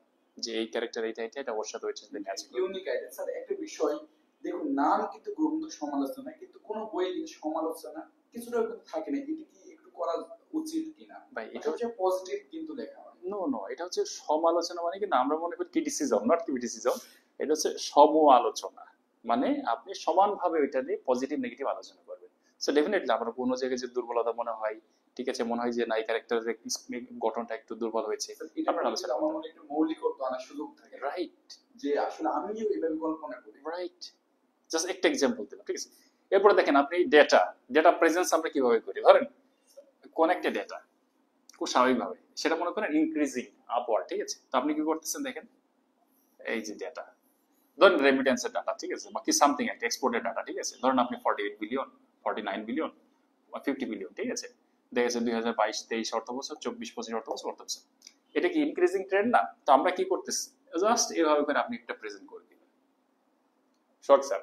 তাহলে এই যে এইভাবে যে প্রেজেন্ট করলেন, এটা হচ্ছে কি গুড, দেখতে সুন্দর দেখা যাচ্ছে, বাট আপনি এটা তো মানেন যে আমাদের বাংলাদেশে ফেরছে কতগুলো ইস্যু লিখতে হয়, আপনি সবগুলো যদি এমনি দিতে থাকেন, আপনার টিচারকে আপনাকে এই জিনিসটা, আরে সব জায়গায় এটা আপনার ভালো লাগবে? না স্যার। আচ্ছা, এই গ্রাফটা কি আপনি এমনি দিতে পারতেন কিনা? জাস্ট আমি ইউনিকনেসের কথা বলতেছি, যে আপনি ইয়ারটাকে এদিক দেন, ফিসকাল ইয়ারটা এই গ্রাফে এদিকে দেন, আর আপনি হচ্ছে ডেটাটাকে এদিকে দেন, ঠিক আছে। সো আপনি কি হচ্ছে, আচ্ছা এখানে বাদ, আচ্ছা এখানে দেন, এখানে ইনক্রিজড হয়েছে, দেন এখানে ইনক্রিজড হয়েছে, দেন না ঘোরাই একটু চেঞ্জ, ভালো লাগছে কিনা? ওকে, আপনি পার্সেন্টেজ সবসময় কি দিতেছেন, পাই চার্ট দিতেছেন না, পাই চার্ট দিতেছেন, যে এদের এই জিনিসটা হচ্ছে 70%, এটা দিলাম আপনি 30%। তো আপনি প্রেজেন্ট একটু অন্যভাবে করেন না ভাই, আপনি 70-30 এভাবে দেন। আচ্ছা 70% মানে কতটুকু হবে, এতটুকু আই বাস, এটারে আপনি কি করে একটু কালার করে দেন, তাই না? সো এখানে লিখে দেন 70%, এখানে লিখে দেন ফাঁকা অংশটা 30%, একটু ইউনিকনেস আসলো না, ভালো লাগা কাজ করলো না? তো আপনার পুরো জিনিসটাকে আপনার টিচার যেন কোন বোর্ড ফিল না করে, মানে দেখলে বুঝি যে সেটা অনেক এফোর্ট দিয়েছে ভাই। এফোর্ট যখন মনে হবে যে না এফোর্ট দিছে, আপনার মনে হবে যে আমরা নিজেকে এক মার্ক হলে একটু বাড়িয়ে দিই। তো এইভাবে করে আমি প্রত্যেকটা point by point strategy set করলাম, প্রত্যেকটা জিনিস প্রচুর সর্টিং করে, রিসার্চ করে, এর কাছে ওর কাছে করতে করতে দেন আমি প্রিপারেশন নিলাম, পরীক্ষাতে ডেলিভারি দিলাম, টাইমিং এভরিথিং আমার মানে খুবই মেটিকুলাসলি আই ডিজাইন এভরিথিং, এবং ফাইনালি আলহামদুলিল্লাহ ভালো পরীক্ষা দিলাম। আর ভাইবার ক্ষেত্রে আমি আমার যে এক্সপেকটেশন ছিল ওই এক্সপেকটেশন মিট করে নাই, বাট আলহামদুলিল্লাহ ফাইনালি রেজাল্ট এসছে। হয়তো আমি রিটার্নের মার্কশিট পেলে আমি বুঝতে পারবো যে রিটার্নে কেমন পেয়েছি, আমার মনে হয় আমি ভালো মার্কস পেয়েছি। সো আমার এই জার্নিটা জব ছেড়ে এসে যে চাকরি করাটা, ওকে পরীক্ষা দিলাম রিটেন, এরপরে একটু সংক্ষেপ করে ফেলি না, বেশ সময় হয়ে যাচ্ছে। ওকে এরপরে হচ্ছে যে কি আমি কি করলাম, রিটেনটা পাস করার পরে ভাই ওই যে আপনি প্রপারলি যদি একটা বিসিএস হচ্ছে যে কি mother of all exams Bangladesh preparation নিয়েছেন, আপনি যেখানে পরীক্ষা দিবেন সেখানে আপনি ভালো করতে পারবেন যদি প্রপার প্রিপারেশন থাকে। দেন বেবজাতে পরীক্ষা দিলাম, বেবজাতে হাজার হাজার স্টুডেন্ট, বেবজাতে আমাদের পদ ছিল 13টা, পরে আমি যে আইপি ডিপার্টমেন্টে আর অ্যাডমিন ছিল 5টা, পরে যে 2টা পোস্ট বাড়লো 15টা। আমি ভাই রিটার্নের পরে আমার প্রিপারেশনটা এই লেভেলে ছিল, প্রথম এক্সামে আমি আলহামদুলিল্লাহ স্ট্যান্ডার্ড এডি হিসেবে জব করলাম, এবং আমি বেবজাতে আমার কাছে মনে হয়েছে আমার ওয়াজ ভেরি ব্লেসিংস। ইভেন আমি ক্যাডার সার্ভিস যেতে পারছি আলহামদুলিল্লাহ, যদি নাও যেতে পারতাম আমার খুব একটা আফসোস থাকতো না, আমি I am enjoying because investors আসছে, আই এম প্রমোটিং, এটা ডাইনামিক কাজ করছি, ভিজিট করছি, আমার কাছে ভালো লাগছে। ক্যাডার সার্ভিস তো আরো ডাইনামিক, ম্যাসিভ ডাইনামিক, সো ওখানে তো আরো এনজয় করো, but I am doing good. So আমি এটা বলবো যে ভাই বিসিএস প্রিপারেশনটা যারা নিবেন এমন ভাবে নিবেন, ঠিক আছে। অনেকে বলে না যে আজকে আপনার সাথে আলোচনা হচ্ছিল যে আমি এমন ভাবে পেডি পাস করবো যেন 120 থাকে।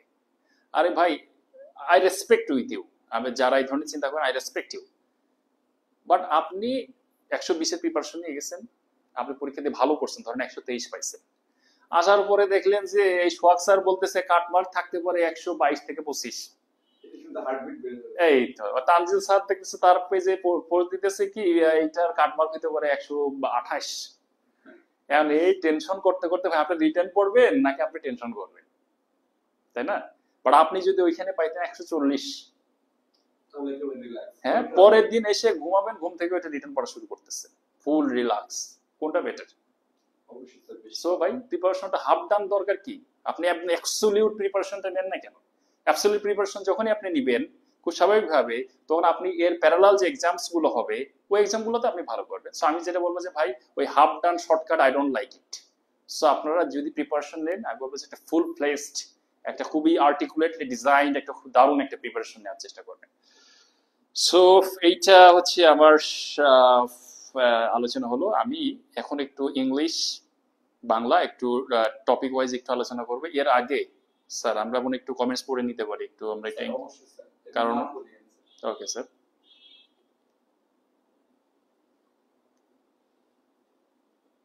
আচ্ছা একজন বলছে স্যার কথা ভালো শোনা যাচ্ছে না, এটা কি? স্যার, ওই যে আমি কথা বলছিলাম, যেটা আমাদের মাইক্রোফোনে, ওই জন্যই সমস্যা। আচ্ছা ওকে ওকে, এখন ওকে না?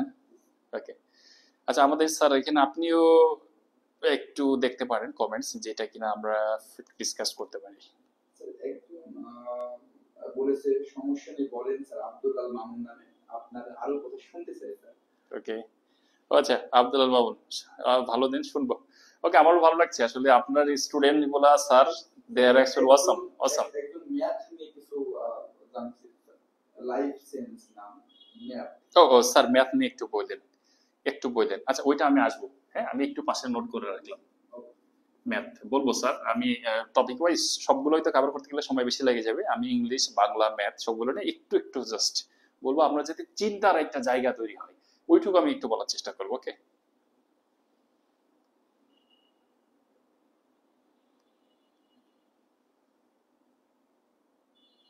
আপনি কি বলতে পারেন যে কারো কোনো প্রশ্ন থাকলে আপনি জানাতে পারেন। ওকে, শিওর শিওর। যে কেউ, যে যারা লাইভে আছেন আপনাদের যে কোনো কোশ্চেন প্লিজ আপনারা করতে পারেন। আমরা একটু ব্রিদিং টাইম নিচ্ছি আপনাদের সাথে। আমি যে কোনো প্রশ্ন আমি আপনাদের সাথে একটু শেয়ার করবো, আলোচনা করবো। প্লিজ যে কেউ যে কোনো প্রশ্ন করতে পারেন।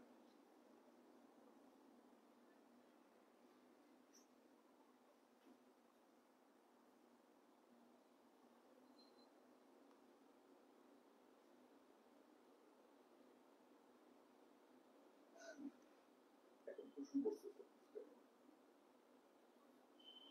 ওকে, 49 বিসিএস নিয়ে কিছু বলেন। Special BCS 49 sir, special BCS. Sir, হচ্ছে যে আপনি 50 সম্পর্কে বেশি বলতে পারেন, হ্যাঁ ওকে। আর নাম বলেন। এখানে আমাদের হচ্ছে এনামুল হোসেন স্যার বলছেন 49 বিসিএস স্পেশাল, আর স্পেশালের পাশে যে প্যারালালি আমরা স্পেশাল হবে 200 মার্কের স্যার, ওখানে মনে হয় 100 মার্ক থাকবে হচ্ছে আমাদের জেনারেল। হয়ে গেছে 49 49, হ্যাঁ। সাবজেক্টিভ 100 আর 100 100 হচ্ছে যে, তো এই 100 প্রিপারেশনটা মূলত জেনারেলে যে প্রিপারেশন ওইটাই আমাদের 50 তে কভার করবে। ওকে কভার করবে। সো আমি একটু ওই যে পরে টপিক ওয়াইজ যখন আলোচনা করবো, এনামুল হোসেন ভাইয়া আমি যখন টপিক ওয়াইজ আলোচনা করব সেটা 49 বলেন, 50 বলেন বা 47 বলেন সবই কভার করবে, হ্যাঁ। সো একটু জাস্ট কিপ পেশেন্স, আমি একটু পরে আমি টপিক ওয়াইজ একটু আলোচনা করা শুরু করব। এশা ইসলাম বলছেন আইসিটি, আচ্ছা আইসিটি নিয়ে একটু কথা বলবো। আসলে সবগুলো সাবজেক্টে কথা বলা একটু ডিফিকাল্ট, বাট আমি একটু জাস্ট জিস্টটা বলার চেষ্টা করব। কি লিখছেন আখতারুজ্জামান আকাশ ভাই, তোমার এই প্রশ্নটা আই ওয়াজ এক্সপেক্টিং। ও বলছে কি যে স্যার সিজিপিএ নিয়ে একটু বলেন, low and high CGPA job কি রকম এফেক্ট ফেলে। ওকে ভাই, আমাকে যাকে দেখছেন আমি আমার ডিপার্টমেন্টের পিছন দিক থেকে সেকেন্ড ছিলাম, ঠিক আছে। সো আমার সিজিপি এত খারাপ এটা আমার পাবলিকলি বলা খুব ডিফিকাল্ট। ইভেন আমি যাকে মেরি, মানে আমার ওয়াইফ যে, ও অ্যাকচুয়ালি আমার আসলে অ্যাফেয়ার্স ছিল আগে। তো বিয়ের আগে যখন আমি আমার শ্বশুরের সাথে মিট করলাম, believe me I am sorry to say that আমার এই সিজিপিএটা আমার শ্বশুরকে বলতে পারি না, আমি ইনফ্লেটেড করে বলেছি। ঠিক আছে। সো ভাই এটা কোনো ইস্যুই না, ঠিক আছে, সিজিপিএ এটা ইস্যু না। আপনি বিসিএস এ যদি আপনি টপ নচ প্রিলি দেন, টপ নচ রিটেন দেন, টপ নচ ভাইবা দেন, what is the necessity of kind of CGPA? Apply করতে পারলেই হবে। অ্যাপ্লাই করতে পারবে 2.25 25 এনাফ, ঠিক আছে। সো এটা নিয়ে আমি বলবো যে যদি কারোর মনে কোনো কনফিউশন হয়ে থাকে, আপনার সামনে যে আছেন তার যে সিজিপি, আমি বিশ্বাস করি, আমি যে এখন আমরা যে লাইভ ক্লাস নিচ্ছি এলাকাটার নাম হচ্ছে ফার্মগেট, ইন্দিরা রোড। ইন্দিরা রোড। আমার মনে হয় যে ইন্দিরা রোড এলাকা খুঁজলে আমার থেকে কম সিজিপি খুব কম মানুষই পাওয়া যাবে, ঠিক আছে। সো সমস্যা হয় নাই। তো আশা করি এটা আপনার কোনো প্রবলেম হবে না। তো আশা করি আপনারা বুঝতে পেরেছেন।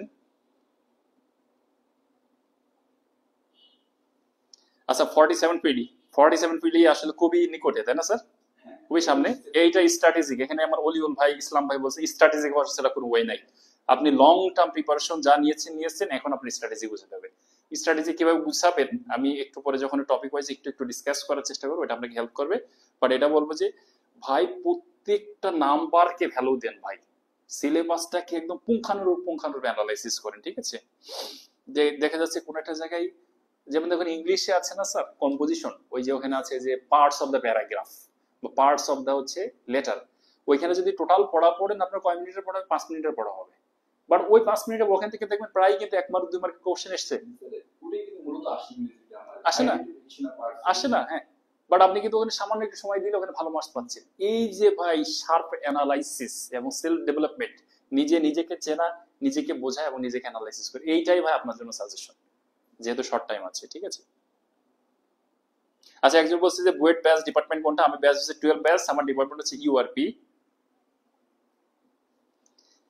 এখানে লিখছেন আরমান হোসেন আজাদ ভাইয়া কিভাবে গুছিয়ে প্রিপারেশন নিব যদি ওভারঅল একটা এইটা নিয়ে কিছু একটা বলেন। ওকে, একদম আমি যেটা বলবো যে আজাদ ভাই, আপনি যদি আগে আমার এই লাইভটা প্রথম থেকে দেখে থাকেন, আমরা এটা আপনার একটা কমপ্লিট গাইডলাইন হবে। আর যদি নাও দেখে থাকেন, লাইভটা একবার পরে পুরোটা দেখেন ভিডিওটা, এবং পরবর্তীতে আমি হচ্ছে যে ইয়া করব, একটা ওভারঅল গাইডলাইন দেওয়ার চেষ্টা, এমনি লিখে রেখে ওভারঅল গাইডলাইন।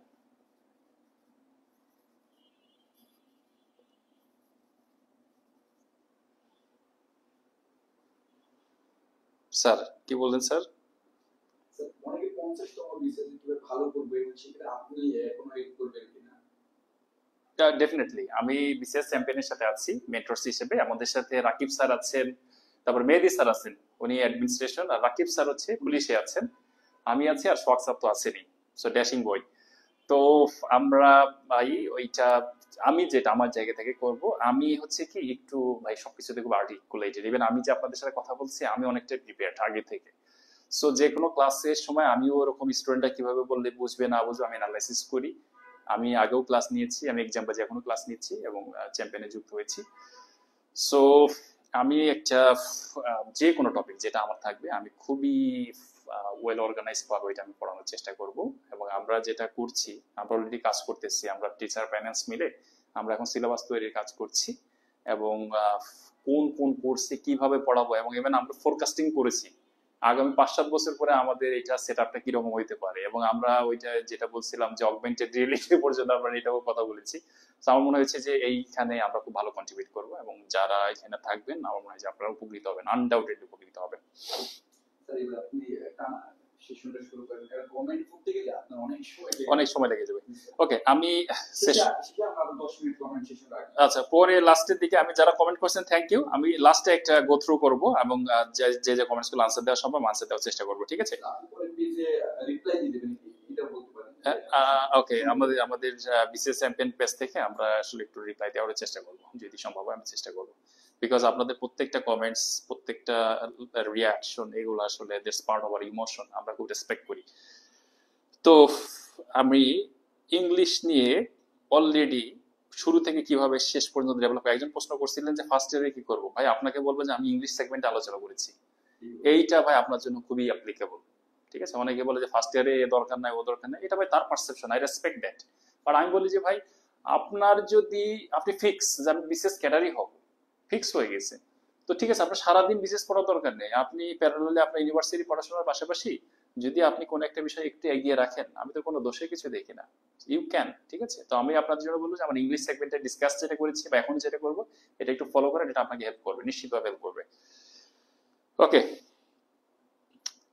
আচ্ছা, আমরা ইংলিশ গ্রামার পার্ট নিয়ে অনেক আলোচনা করছি না, একটু ইংলিশ লিটারেচার নিয়ে একটু আলোচনা করি। স্যার খুবই মজাদার বিষয়। মজার বিষয়, ঠিক আছে? তাইলে বলতে পারেন যে রেডি করব। না স্যার, সমস্যা নেই, আমরা অল্প কিছুক্ষণ সেশনে থাকার চেষ্টা করবো, আমার প্রবলেম নেই। তো আমরা হচ্ছে ইংলিশ লিটারেচার নিয়ে একটু কথা বলি।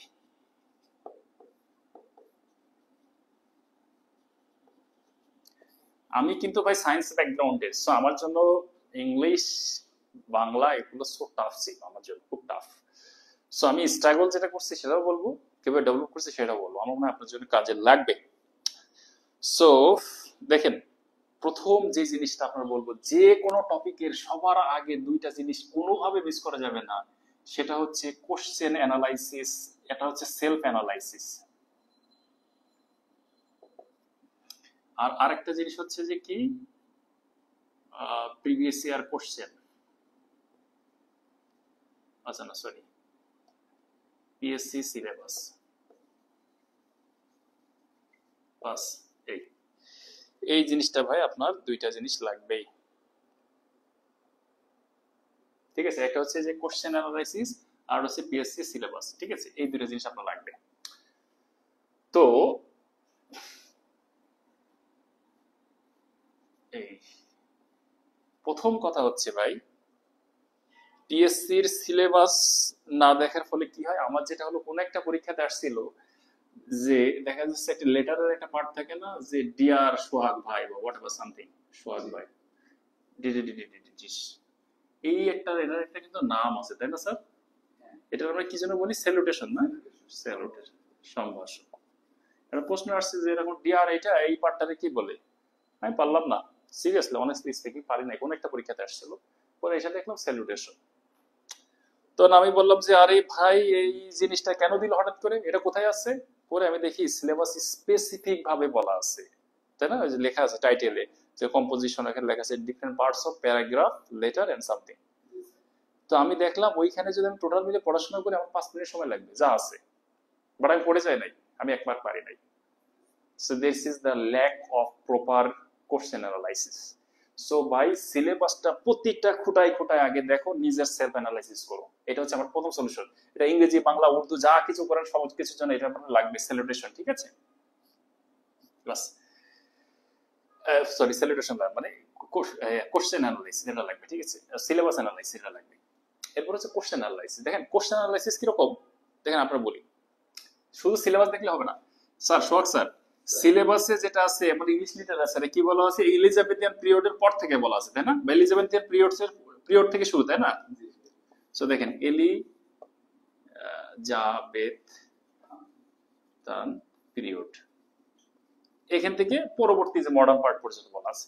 এখন আমাদের কিন্তু এলিজাবেথের পিরিয়ডের আগে কিন্তু অ্যাংলো সেকশন বা কত অল্প সামান্য একটু আছে, কিন্তু সেখান থেকে কিন্তু কোশ্চেন 64 থেকে আসে, সিলেবাসে নাই ভাই। আমি তখন দেখলাম কি যে আচ্ছা এর থেকে বাইরে থেকে কোশ্চেন আসতেছে, কতটুকু পড়া, মানে কয়েকটা পেজ। আপনি যদি একটু জাস্ট পড়ে রাখেন, ওখান থেকে যদি 1 মার্ক পান বা 2 মার্ক পেয়ে যান, অল্প একটু পড়া, সমস্যা নাই তো। সো আপনি শুধুমাত্র এই সিলেবাস অ্যানালাইসিস করে বসে থাকলে কি হচ্ছে? আপনাকে কি করতে হবে? কোশ্চেন অ্যানালাইসিস করতে হবে। এই কোশ্চেন অ্যানালাইসিস আপনি যদি মেন্টরস এর হেল্প নেন, কোনো টিচার, ঠিক আছে, কোচিং হোক বা বড় ভাই হোক, জুনিয়র সিনিয়র যে হোক, গুড। বাট দিন শেষে সেলফ অ্যানালাইসিস, নিজে নিজে অ্যানালাইসিস করাটা আপনার লাগবে বা শিখতে হবে, এটা কোনো মাপ নাই। সো আমরা কোশ্চেন অ্যানালাইসিসটা শিখলাম, পিএসসি সিলেবাস, এই দুইটা জিনিসের ইম্পর্টেন্সটা আমরা মনে হয় একটু বুঝতে পারছেন, ঠিক আছে? শুধু সিলেবাস অ্যানালাইসিস করলে হচ্ছে না, লাগতেছে দুইটা প্যারালাল। এই দুটো যখন করতেছেন আপনি অলরেডি বুঝে ফেলবেন যে আপনার এই টপিকে বা এই সাবজেক্টে কি পড়তে হবে কি পড়তে হবে না, আপনি বুঝতে পারেন নিজেই, কাউরে লাগবে না। তো দেখেন একটু আপনাকে একটু স্ট্র্যাটেজি বলি, ঠিক আছে? তো আমি যেমন দেখা যাচ্ছে ইংলিশ লিটারেচারে কি আসে জানেন, কোটেশন না? কোটেশন আসে, হঠাৎ করে একটা ট্রাজেডি বা একটা ড্রামা, ঠিক আছে, হঠাৎ করে বললো যে এই লাইনটা কে বলছে, ঠিক আছে, বা এই লাইনটা কোন লেখকের কোন বইয়ের, এরকম আসে না? তা আমি কি করলাম, প্রথম যখন পড়া শুরু করলাম, এরকম একটা বই, ডাইজেস্ট বা সামথিং, আই ক্যানট রিকল, প্রথম যখন শুরু করছি, এরকম প্রায় 150 মতো কোটেশন দেওয়া আছে, ঠিক আছে? এরকম লেখা আছে যে to be or not to be, that is the question, Hamlet, ঠিক আছে, বাই শেক্সপিয়ার, ঠাস ঠাস ঠাস। আমি ঠাস ঠাস ঠাস ঠাস করে পড়লাম, বিশ্বাস করে ভাই একটাও মনে রাখতে পারলাম না, একটা মনে রাখতে পারলাম না।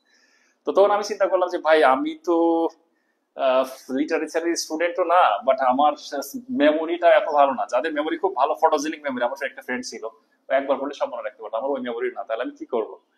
তো তখন আমি যেটা বললাম যে ভাই একবার পরিশ্রম করব এবং আজীবনে আমার জন্য ভোলাটা কঠিন হয়ে যাবে, মানে আমি যেন ভুলতে পারি না, একবারে করবো, ঠিক আছে? যেমন দেখেন আমি পড়লাম কিভাবে, আমার ওই যে নোট করে রাখতাম পিসিতে, ঠিক আছে, এটা হচ্ছে যে কি, কোটেশন উইথ স্টোরি বা background,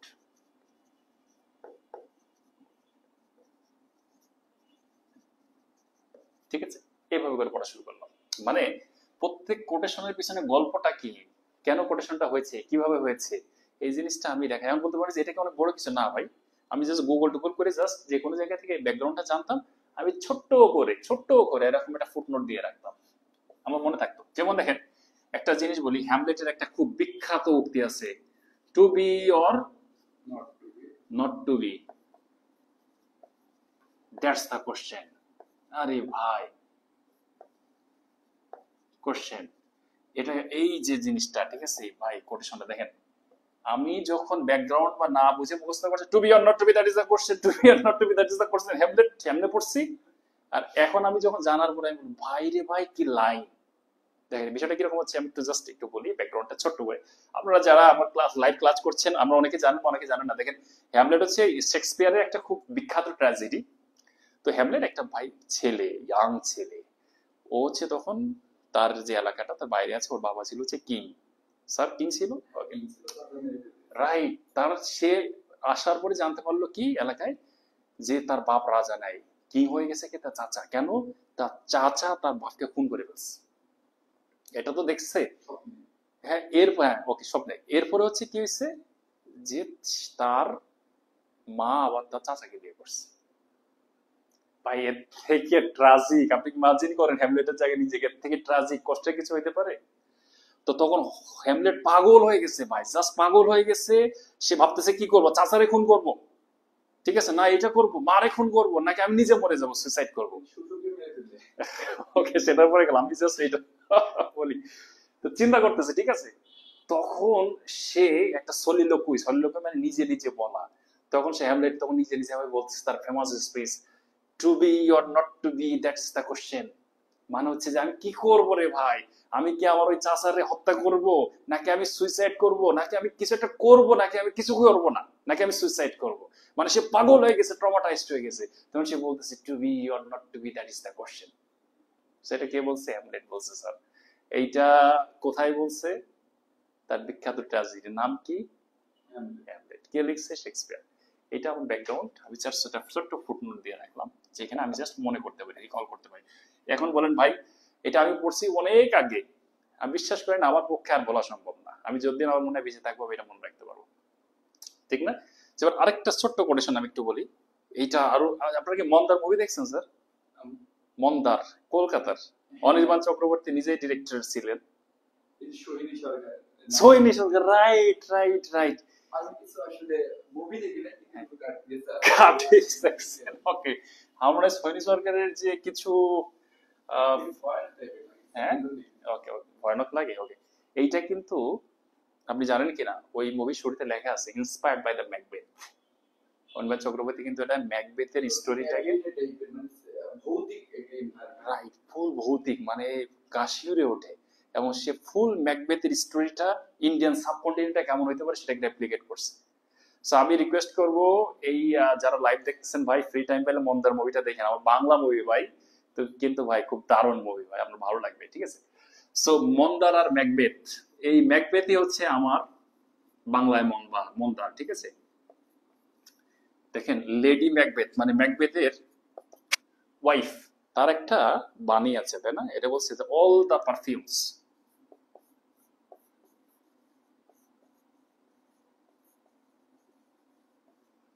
all the perfumes of Arabia। আচ্ছা, আরবে পারফিউমের কথাই কেন বললো স্যার? শখ স্যার অন্য কিছু তো বলতে পারতো। পারফিউমে আসলে অ্যারাবিয়া থেকে ভালো কিছু নেই স্যার। আমি তো স্যার এলসাস আর অ্যারাবিয়া ইউজ করি মাঝে মাঝে, অসাধারণ গান।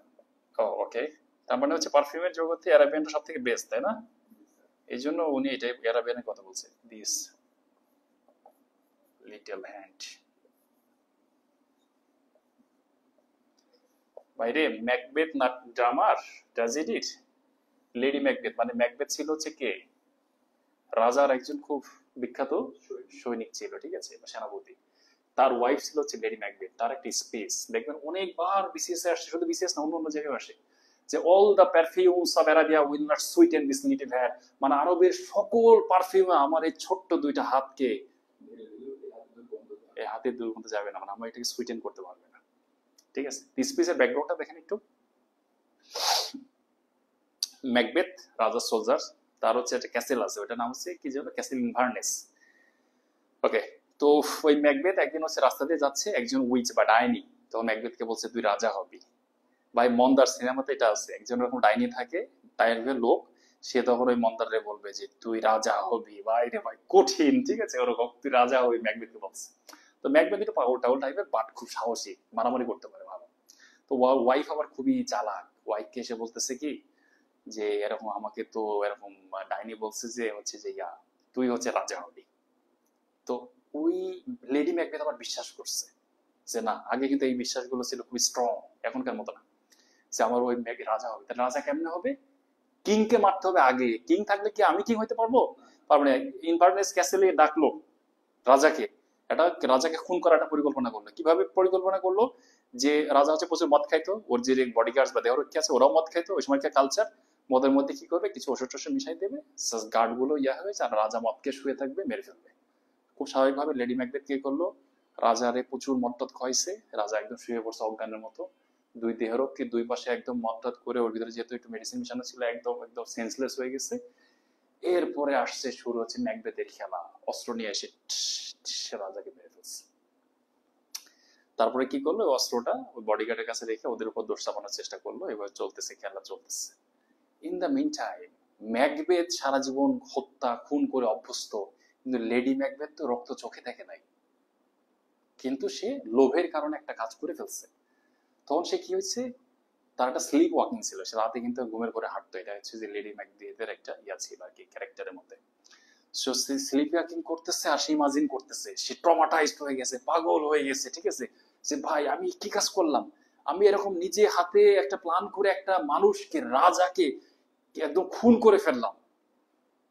তার ভিতরে একটা খুব খারাপ লাগা কাজ করতে, সে ইমাজিন করতেছে তার হাতের একটা রক্ত, ওই যে মন্দারে আছে সৈনিক সরকারের, দেখবেন যে হাতে এরকম রক্ত ইমাজিন করতেছে, দারুণ মানে একটা মানে কি বলবো, একটা যে চিলিং একটা মোমেন্ট, ঠিক আছে।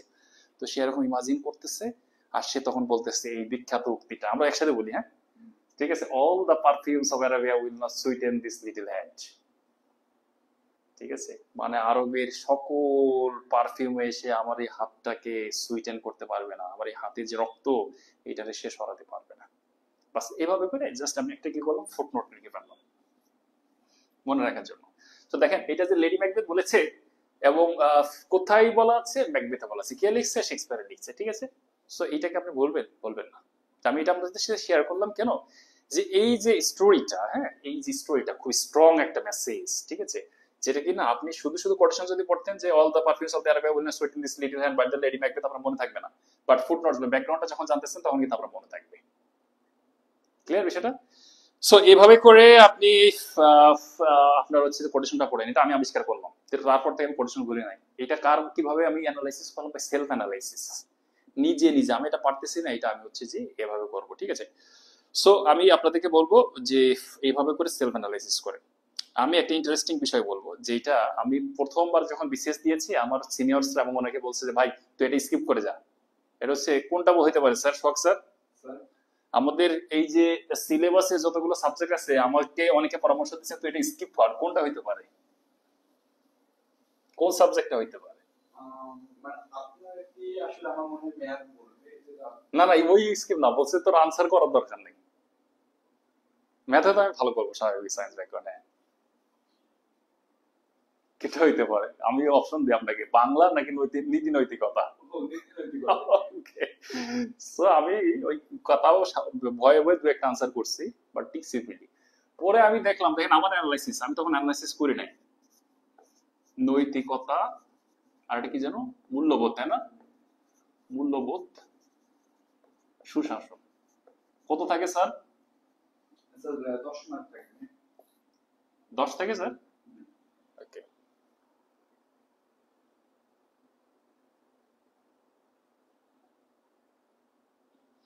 আচ্ছা যদি 10 থাকে, এখন মনে হয় কি এটা 12, এটা কি না কি না, সরি সরি 10, ইয়েস, ওকে 10। এই 10-এ স্যার কত পাওয়া সম্ভব অ্যাকচুয়ালি যদি একজন প্রপারলি পড়ে? স্যার আসলে আমি আমার অভিজ্ঞতা থেকে 8-10 ডিগ্রি পড়াশোনা করলে পাওয়া সম্ভব। এই জিনিসটারে ভাই আমি জানতাম না, আমি যখন সেলফ অ্যানালাইসিস করছি আমি জানছি যে এই 10-এর মধ্যে ইজিলি 8 পাওয়া সম্ভব এবং খুবই লেস ইফোর্টে। অন্য জায়গায় আর্ট পেতে গেলে আপনার জীবন শেষ হয়ে যাবে, সেখানে আপনি অল্প এফোর্ট দিয়ে আপনি এখানে নিজের আর্ট পেতে পারেন। কিভাবে পেতে পারেন দেখেন, আমি কি শিখলাম দেখলাম যে খুব কমন কোশ্চেন আসছে, তাই না? যে বলতেছে এরকম নৈতিকতা বা মূল্যবোধ, ঠিক আছে, এগুলোর হচ্ছে উপাদান কয়টি, ঠিক আছে, এডিবি বলছে উপাদান এই কয়টা, ওয়ার্ল্ড ব্যাংক বলছে উপাদান এই কয়টা, এরকম খুব কমন কিছু প্রশ্ন আসতেছে প্রায় 2-3টা, ঠিক আছে, এবং এগুলো পড়লে 1 পেজ হবে, আমি 1 পেজ পড়লাম। ওকে, এরপরে কিছু কোটেশন আছে, তাই না? খুব কমন কোটেশন, ওই সক্রেটিস কি বলছে কি বলছে বলছে, আপনি অল্প কিছু কোটেশন পড়েন, ওখান থেকে দেখেন 1-2 কমন পেয়ে গেছে। বাকিগুলো কি থাকে অ্যানালিটিক্যাল। অ্যানালিটিক্যালের জন্য এথিক্স এর ইংলিশটা হচ্ছে যে নৈতিকতার ইংলিশটা হচ্ছে এথিক্স, আর মূল্যবোধের ইংলিশটা হচ্ছে কি ভ্যালুস। আমি গুগল সার্চ করলাম বিভিন্ন জায়গায়, আর বইয়ে আল্লাহর হস্তে গাইড বইগুলোতে এই নৈতিকতা আর মূল্যবোধের পার্থক্য কি পড়তে পড়তে পাগল হয়ে গেছে, আমি বুঝতে পারি নাই। আমি গুগল টুগল সার্চ করে বিভিন্ন জায়গা থেকে আমি এটা বুঝতে পারছি যে নৈতিকতা এই জিনিসটা হচ্ছে সমাজ আপনার উপর একটা স্ট্যান্ডার্ড সেট করে দেয়, তাই না? Social standard. আপনি জন্মের পর পরে সমাজ বলে দিতেছে যে মিথ্যা বলা কি ভালো, না স্যার, মহাপাপ, আর সত্য বলা ভালো, ঘুষ খাওয়া ভালো, ঘুষ খাওয়া খারাপ, সমাজ কি করতেছে বলে দিতেছে। আরেকজনকে আঘাত করা কি খারাপ, এটা কে বলে দিতেছে? সমাজ যেগুলো স্ট্যান্ডার্ড সেট করে দিতেছে, আপনাকে বলে দিতেছে আগেই যে এগুলো ভালো খারাপ মানদণ্ড ঠিক করে দিতেছে, সেটা হচ্ছে এথিক্স। মানে এটা হচ্ছে কি এক্সটার্নাল একটা ফোর্স। আর ভ্যালুসটা এটা কিরকম ফোর্স? ইন্টারনাল। মানে আপনার সেলফ রিয়ালাইজেশন, আপনি নিজে যেভাবে ভাবেন, এবং এইটা কিন্তু পজিটিভ হইতে পারে, বা ভ্যালুসটা কিন্তু নেগেটিভ ভ্যালুস হইতে পারে। বুঝতে পারছেন স্যার কিরকম? যে দেখেন, ঘুষ খাওয়া বা দুর্নীতি করা এটা হচ্ছে খারাপ, সমাজ বলে দিচ্ছে, এটা আপনার ভ্যালুস না এথিক্স? ইথিক্স। সমাজ আগে বলে দিচ্ছে ভাই আপনার নিজের চিন্তা করারই সুযোগ নেই, আপনার এখন কোনো অ্যানালাইসিস করার সুযোগ আছে নাই। এবার আপনি অ্যানালাইসিস করতেছেন আসলে কি দুর্নীতি করা, ঘুষ খাওয়া এগুলো কি খারাপ? করতে করতে আপনি রাস্তায় দেখতেছেন, আমার কেউ আর বললেন না যে আপনি এগুলো সাপোর্ট করতেছেন, আপনি রাস্তায় দেখতেছেন কি যে একটা ছোট্ট বাচ্চা, ওর বাবা মা ওইদিকে ফুড বিক্রি করতেছে, ঠিক আছে, এই যে ধরেন আপনার খামার বাড়ি বলে, একা একা কষ্ট পাইতেছে, খাইতে পারতেছে না, কোনো গার্জিয়ান নাই, অনেক কষ্ট। আমার খুব খারাপ লাগলো। আপনি পকেটে হাত দিয়ে দেখেন 10 টাকা আছে, কি হেল্প করবেন? তখন মনে হইলো কি যে ভাই আমি যদি দুর্নীতি করতে পারতাম, করে যদি 5 লাখ টাকা ইনকাম করে আইলে এই বাচ্চাটার মা বাবাকে দিয়ে বলতে পারতাম যে ভাই এর ভবিষ্যৎটা তুই একটু ভালো করে দেখিস, ঠিক আছে। তখন আমরা মনে হচ্ছে না, তাহলে তো দুর্নীতি করা যে সবসময় খারাপ তা না, এই ক্ষেত্রে তো দুর্নীতি ভালো। এটা কি আপনার সমাজ বলছে নাকি আপনার ভ্যালুস বলছে? মানে আপনার ইন্টারনাল একটা ফোর্স বলতেছে। বাস এইটুকু পার্থক্য বুঝছেন না এথিক্স আর ভ্যালুর মধ্যে? এবার আপনি বিসিএস এর যে কোনো জায়গাতে অনেক অপশনস আছে যে কোনটা নৈতিকতা, কোনটা মূল্যবোধ, বোঝে না। আমি নিজেও আসলে clearly okay okay, thank you sir. But আমার মনে হয় আপনি অনেক কিছু অনেক ভালো বুঝেন, এটা হয়তো ethics এবং মানে ভ্যালু দুটো কিন্তু কাছাকাছি মনে হয়, খুবই কাছাকাছি মনে হয়। কিন্তু এদের ভিতরে শুধু পার্থক্য আছে, হ্যাঁ। এরকম শিকার হওয়ার সুযোগ হয় না। সুযোগ হয়নি, বাস এটা কিন্তু ফিল করলাম। এবার আপনি দেখেন বিসিএস এর বিভিন্ন প্রশ্ন দেখেন, কোনটা ভ্যালুস কোনটা ইথিক্স, এই নিয়ে বিভিন্ন পেঁচাপেচি আছে। আপনি 10টা প্রশ্ন দেখলে দেখবেন যে আপনি 7টা প্রশ্ন পারতেছেন এখন। তাহলে কি সেলফ অ্যানালাইসিস, ঠিক আছে, এবং এখান থেকে কিন্তু 8 মার্ক পাওয়া যায়। আমার ভাই আজকের ক্লাসে আমার মেইন পারপাসটা হচ্ছে আপনি নিজে নিজে অ্যানালাইসিস করে শেখেন। এইটা না হলে আপনার ডেভেলপ হবে। হ্যাঁ, আপনি বিভিন্ন জন হেল্প নেবেন, আপনি ওর কাছে শুনেন, এর কাছে শুনেন, এর কাছ থেকে জানেন, এই বই পড়েন, ওই বই পড়েন, ইন্টারনেট সার্চিং করেন, যা কিছু করেন, কিন্তু ফাইনালি সবকিছু মিলে আপনার নিজের একটা অ্যানালাইসিস থাকতে হবে, ঠিক আছে। তো আমাদের লাইফ 126, স্যার আমরা কি একটু করে ফেলবো, একটু শর্ট করে ফেলি? আমার মনে হয় স্যার আপনি অনেকক্ষণ কষ্ট করছেন, এবং আমরা প্রয়োজন অন্য একটা সেশন নেব। আপনি 10 মিনিট নেন। আচ্ছা ওকে, সো আমি একটু কয়েকটা কোশ্চেন ছিল, তাই না, আমি একটু জাস্ট দেখে। আচ্ছা, বাংলা নিয়ে আমি ছোট্ট একটু কথা বলিনি, যেহেতু এখনো কিছু লাইভ আছে বাংলা, ঠিক আছে। এখন সেলফ অ্যাসেসমেন্টটা কিভাবে হেল্প করে বাংলা, প্রথমেই আমি আমাদের হচ্ছে যে প্রাচীন যুগ এবং মধ্যযুগে কত মার্কস আছে? 5 মার্ক, এবং এই 5-এ কত পাওয়া সম্ভব? ভালো প্রস্তুতি নিলে স্যার স্যার তো পাওয়া সম্ভব। পাওয়া সম্ভব। এখন বাংলার বাকি যে 10 মার্ক আছে, হ্যাঁ, আনলিমিটেড, বিশাল পড়াশোনা করে 10 মার্ক, আর আপনার এখানে সিলেবাস কতটুকু, লিমিটেড না? অল্প পড়াশোনা করে আপনি কিন্তু 4 পাইতেছেন, তো বুঝেন। সো এখন আমি কি করলাম, একটা ডাইজেস্ট কিনলাম, কিনে ঠাস ঠাস করে এই মধ্যযুগ পড়া শুরু করছি। এই কবিয়ালা এই করছে, এই পুঁথিবিদ্যা এই করছে, এই করছে, ঠিক আছে, এই শ্রীকৃষ্ণ কীর্তনে এই হয়েছে হয়েছে, পাজল হয়ে গেলাম, দেখ কি করতেছে বেটা, আমি কি পাগল। তখন আমি যেটা করলাম, একটু গুগল টোগল সার্চ করে আমি ডিসাইড করলাম যে ক্রোনোলজিটা কিভাবে হয়েছে, প্রাচীন যুগ থেকে মধ্যযুগে আমরা কিভাবে আসলাম, এটা আমার একটু জানা দরকার। আমি লাল নীল দীপাবলি বইটা আছে না স্যার, এটা কার স্যার? হুমায়ুন আজাদ স্যার না? লাল নীল দীপাবলি। আপনি চাইলে এই বই পিডিএফ আমরা টেলিগ্রাম এবং আমাদের ব্রডকাস্টিং চ্যানেলে দিয়ে দিয়ে দেবো। ওকে স্যার, এটা কি কপিরাইট ফ্রি? হ্যাঁ, কপিরাইট ফ্রি, কারণ এই বইগুলো স্যার আসলে ওনার মৌলিক বই আর কি। ওকে ওকে, ঠিক আছে। সো এটা স্যার বলছেন যে আমাদের টেলিগ্রাম চ্যানেলে এটা শেয়ার করে দেবেন, সফট রকেটে পাবেন বইটা, খুব দারুণ। এটা পড়েই প্রথম আমি ফিল করলাম যে ভাই প্রাচীন যুগে চর্যাপদের ইম্পর্টেন্সটা কিরকম, প্রাচীন যুগে আমাদের যে মধ্যযুগে যে আমাদের বিভিন্ন ধর্মকেন্দ্রিক একটা সাহিত্য ছিল সেটা কিরকম। এরপর থেকে শ্রীকৃষ্ণ কীর্তন যখন আসলো আমার যে কি ভালো লাগা শুরু হলো, বৈষ্ণব পদাবলী যে এত মজার কেন, এই যে একটা অনুভূতি, একটা ইমোশন, একটা সাইকোলজিক্যাল কানেকশন কিন্তু আমি ওখান থেকে পাইলাম। এরপরে আমি ডাইজেস্ট পড়তেছি, আমি জাস্ট মুখস্থ করতেছি কিন্তু আমার ভালো লাগতেছে, ওই যে psychological connection, so that help me lot. So এইভাবে করে আমরা আসলে একটা বলবো যে সেলফ অ্যানালাইসিসটা করবেন এবং একটা সাইকোলজিক্যাল কানেকশন তৈরি করবেন প্রত্যেকটা জিনিসের সাথে। ওকে, সো স্যার আমি এখানে মুছে ফেলছি, কয়েকটা বিষয় অনেকে জানতে চেয়েছেন, আমি ওখানে একটু কথা বলে শেষ করি। সমস্যা নেই স্যার, আপনি ম্যাথ নিয়ে, ঠিক আছে, যদি আমি ফর ম্যাথের প্রিপারেশনটা খুব লিমিটেড নিতে হয়েছে, বাট ম্যাথে প্রথম বলবো নাম্বার 1, প্রিভিয়াস ইয়ার কোশ্চেন সব করে প্রথম করতে হবে, করে আপনি বুঝবেন যে কি টাইপস এর ম্যাথ আসে, কোথায় কত ল্যাকিংস আছে, ঠিক আছে। ওকে, শেষ, প্রথম কাজ। দ্বিতীয় কাজ হচ্ছে ভাই ম্যাথের গাইড পড়ার আগে, মানে আমি আসলে গাইডটাকে ডিসকারেজ করছি না, guide is very good, but ম্যাথের আমাদের যে একদম অ্যাবসলিউট বেসিকটা কোথা থেকে শুরু হচ্ছে স্যার? আমাদের মৌলিক বই যেটা 9-10 এর যে বইটা আছে, তাই না? সো আমি বলবো কি যে ভাই যে টপিকগুলো বিশেষ সিলেবাস আছে ওই 9-10 এর বইটা আগে একটু শেষ করেন, তাই না? একদম বেসিক তো আমরা তো পড়ে ফেলছি, তো দেখবেন যে আপনার জিনিসগুলো কনসেপ্টটা একটু ক্লিয়ার হচ্ছে। এর পরে টপিক ওয়াইজ দেখেন যে কোথা থেকে কোশ্চেন বেশি আসছে, যেমন পার্সেন্টেজ থেকে দেখবেন ভালো একটা প্রশ্ন আসে, তাই না? অ্যালজেব্রা থেকে দেখবেন হচ্ছে আপনার লগ থেকে প্রত্যেক বছর খুব কমন দু একটা প্রশ্ন বারবার আসতেছে। সো আপনি অনেক লগ না করলে ওই বেসিক দু একটা দেখলেন, আপনি লগে খুব ভালো করতেছেন, ওই 1 মার্ক পেয়ে গেলেন, তাই না? এইভাবে করে কোথা থেকে প্রশ্ন বেশি আসছে এটা আপনি সর্টিং করেন, এবং ওই জায়গাগুলোতে ভালো করার জন্য আপনি কি করতে হবে, খুব স্বাভাবিকভাবে পার্সেন্টেজ 9-10 এর পার্সেন্টেজ শেষ করেন, যে কোনো একটা গাইড বই ফলো করেন, সেখানকার পার্সেন্টেজ শেষ করেন, ইউটিউব দেখেন, পার্সেন্টেজ শেষ করেন। এরপরে হচ্ছে ব্রেন স্টর্মিং, এবার আপনি ওই পরীক্ষার হলে মাথায় আসতেছে কিছুই বলছে না। এর একটা মাত্র কারণ কি জানেন স্যার? এর একটা মাত্র কারণ হচ্ছে ব্রেন স্টর্মিং সে করে নাই, সে প্রচুর ম্যাথ করছে, স্টর্মিং করে নাই। মানে কিরকম পার্সেন্টেজ তো আপনি অনেক জায়গায় দেখলেন ভাই, এখন আপনাকে আমি একটা ম্যাথ দিলাম বা আপনি কোথাও একটা জায়গায় একটা ম্যাথ আপনি করতেছেন, আপনি পারেন নাই, সাথে সাথে আপনি গাইডটা খুলে ফেলতেছেন, ভাই আপনি ব্রেনের চর্চাটা করলেন কোথায়, স্টর্মিং করলে কোথায়, তো আপনি পরীক্ষার হলে কিভাবে পারবেন? আমি বলবো যে এবার আপনি হচ্ছে বিভিন্ন অর্গানাইজেশন আছে, ইউনাইটেড নেশনস, আমাদের যে রিজনাল অর্গানাইজেশন গুলো আছে, আপনি পড়লেন, বুঝলেন, বাস 4 মার্ক পেয়ে গেলেন। আপনি দেখবেন যে আন্তঃরাষ্ট্রীয় সম্পর্ক, তাই না, আছে না, গাইড বই এতখানি আছে, এতখানি, আপনি পুরাটা পড়লেন, পরীক্ষা 1 মার্কও কমন পাইতেছেন না কেন? আসলে সকল দেশের পরিস্থিতিটা তো শুরুতে আছে। হ্যাঁ, এবার আপনি প্রত্যেকটা দেশ পড়তেছেন, সারা পৃথিবী পড়ছেন, 1 মার্কও পান নাই কেন?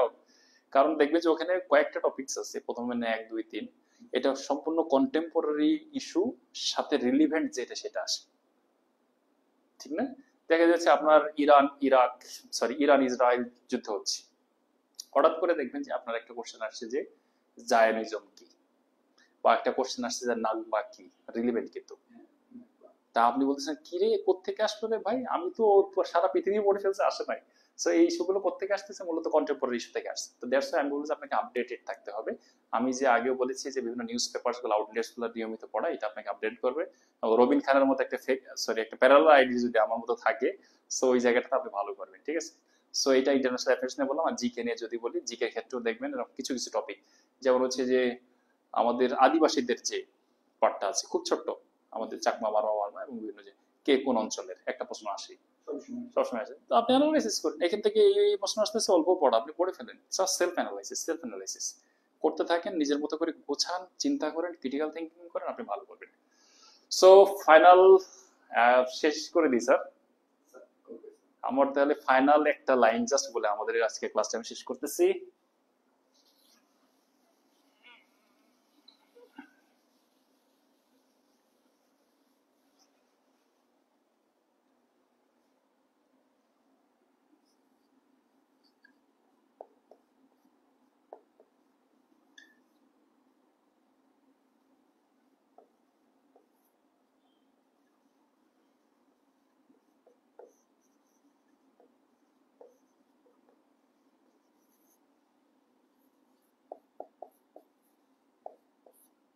টেকনোলজি আমি ইচ্ছা করে পড়াতে লিখলাম, হ্যাঁ।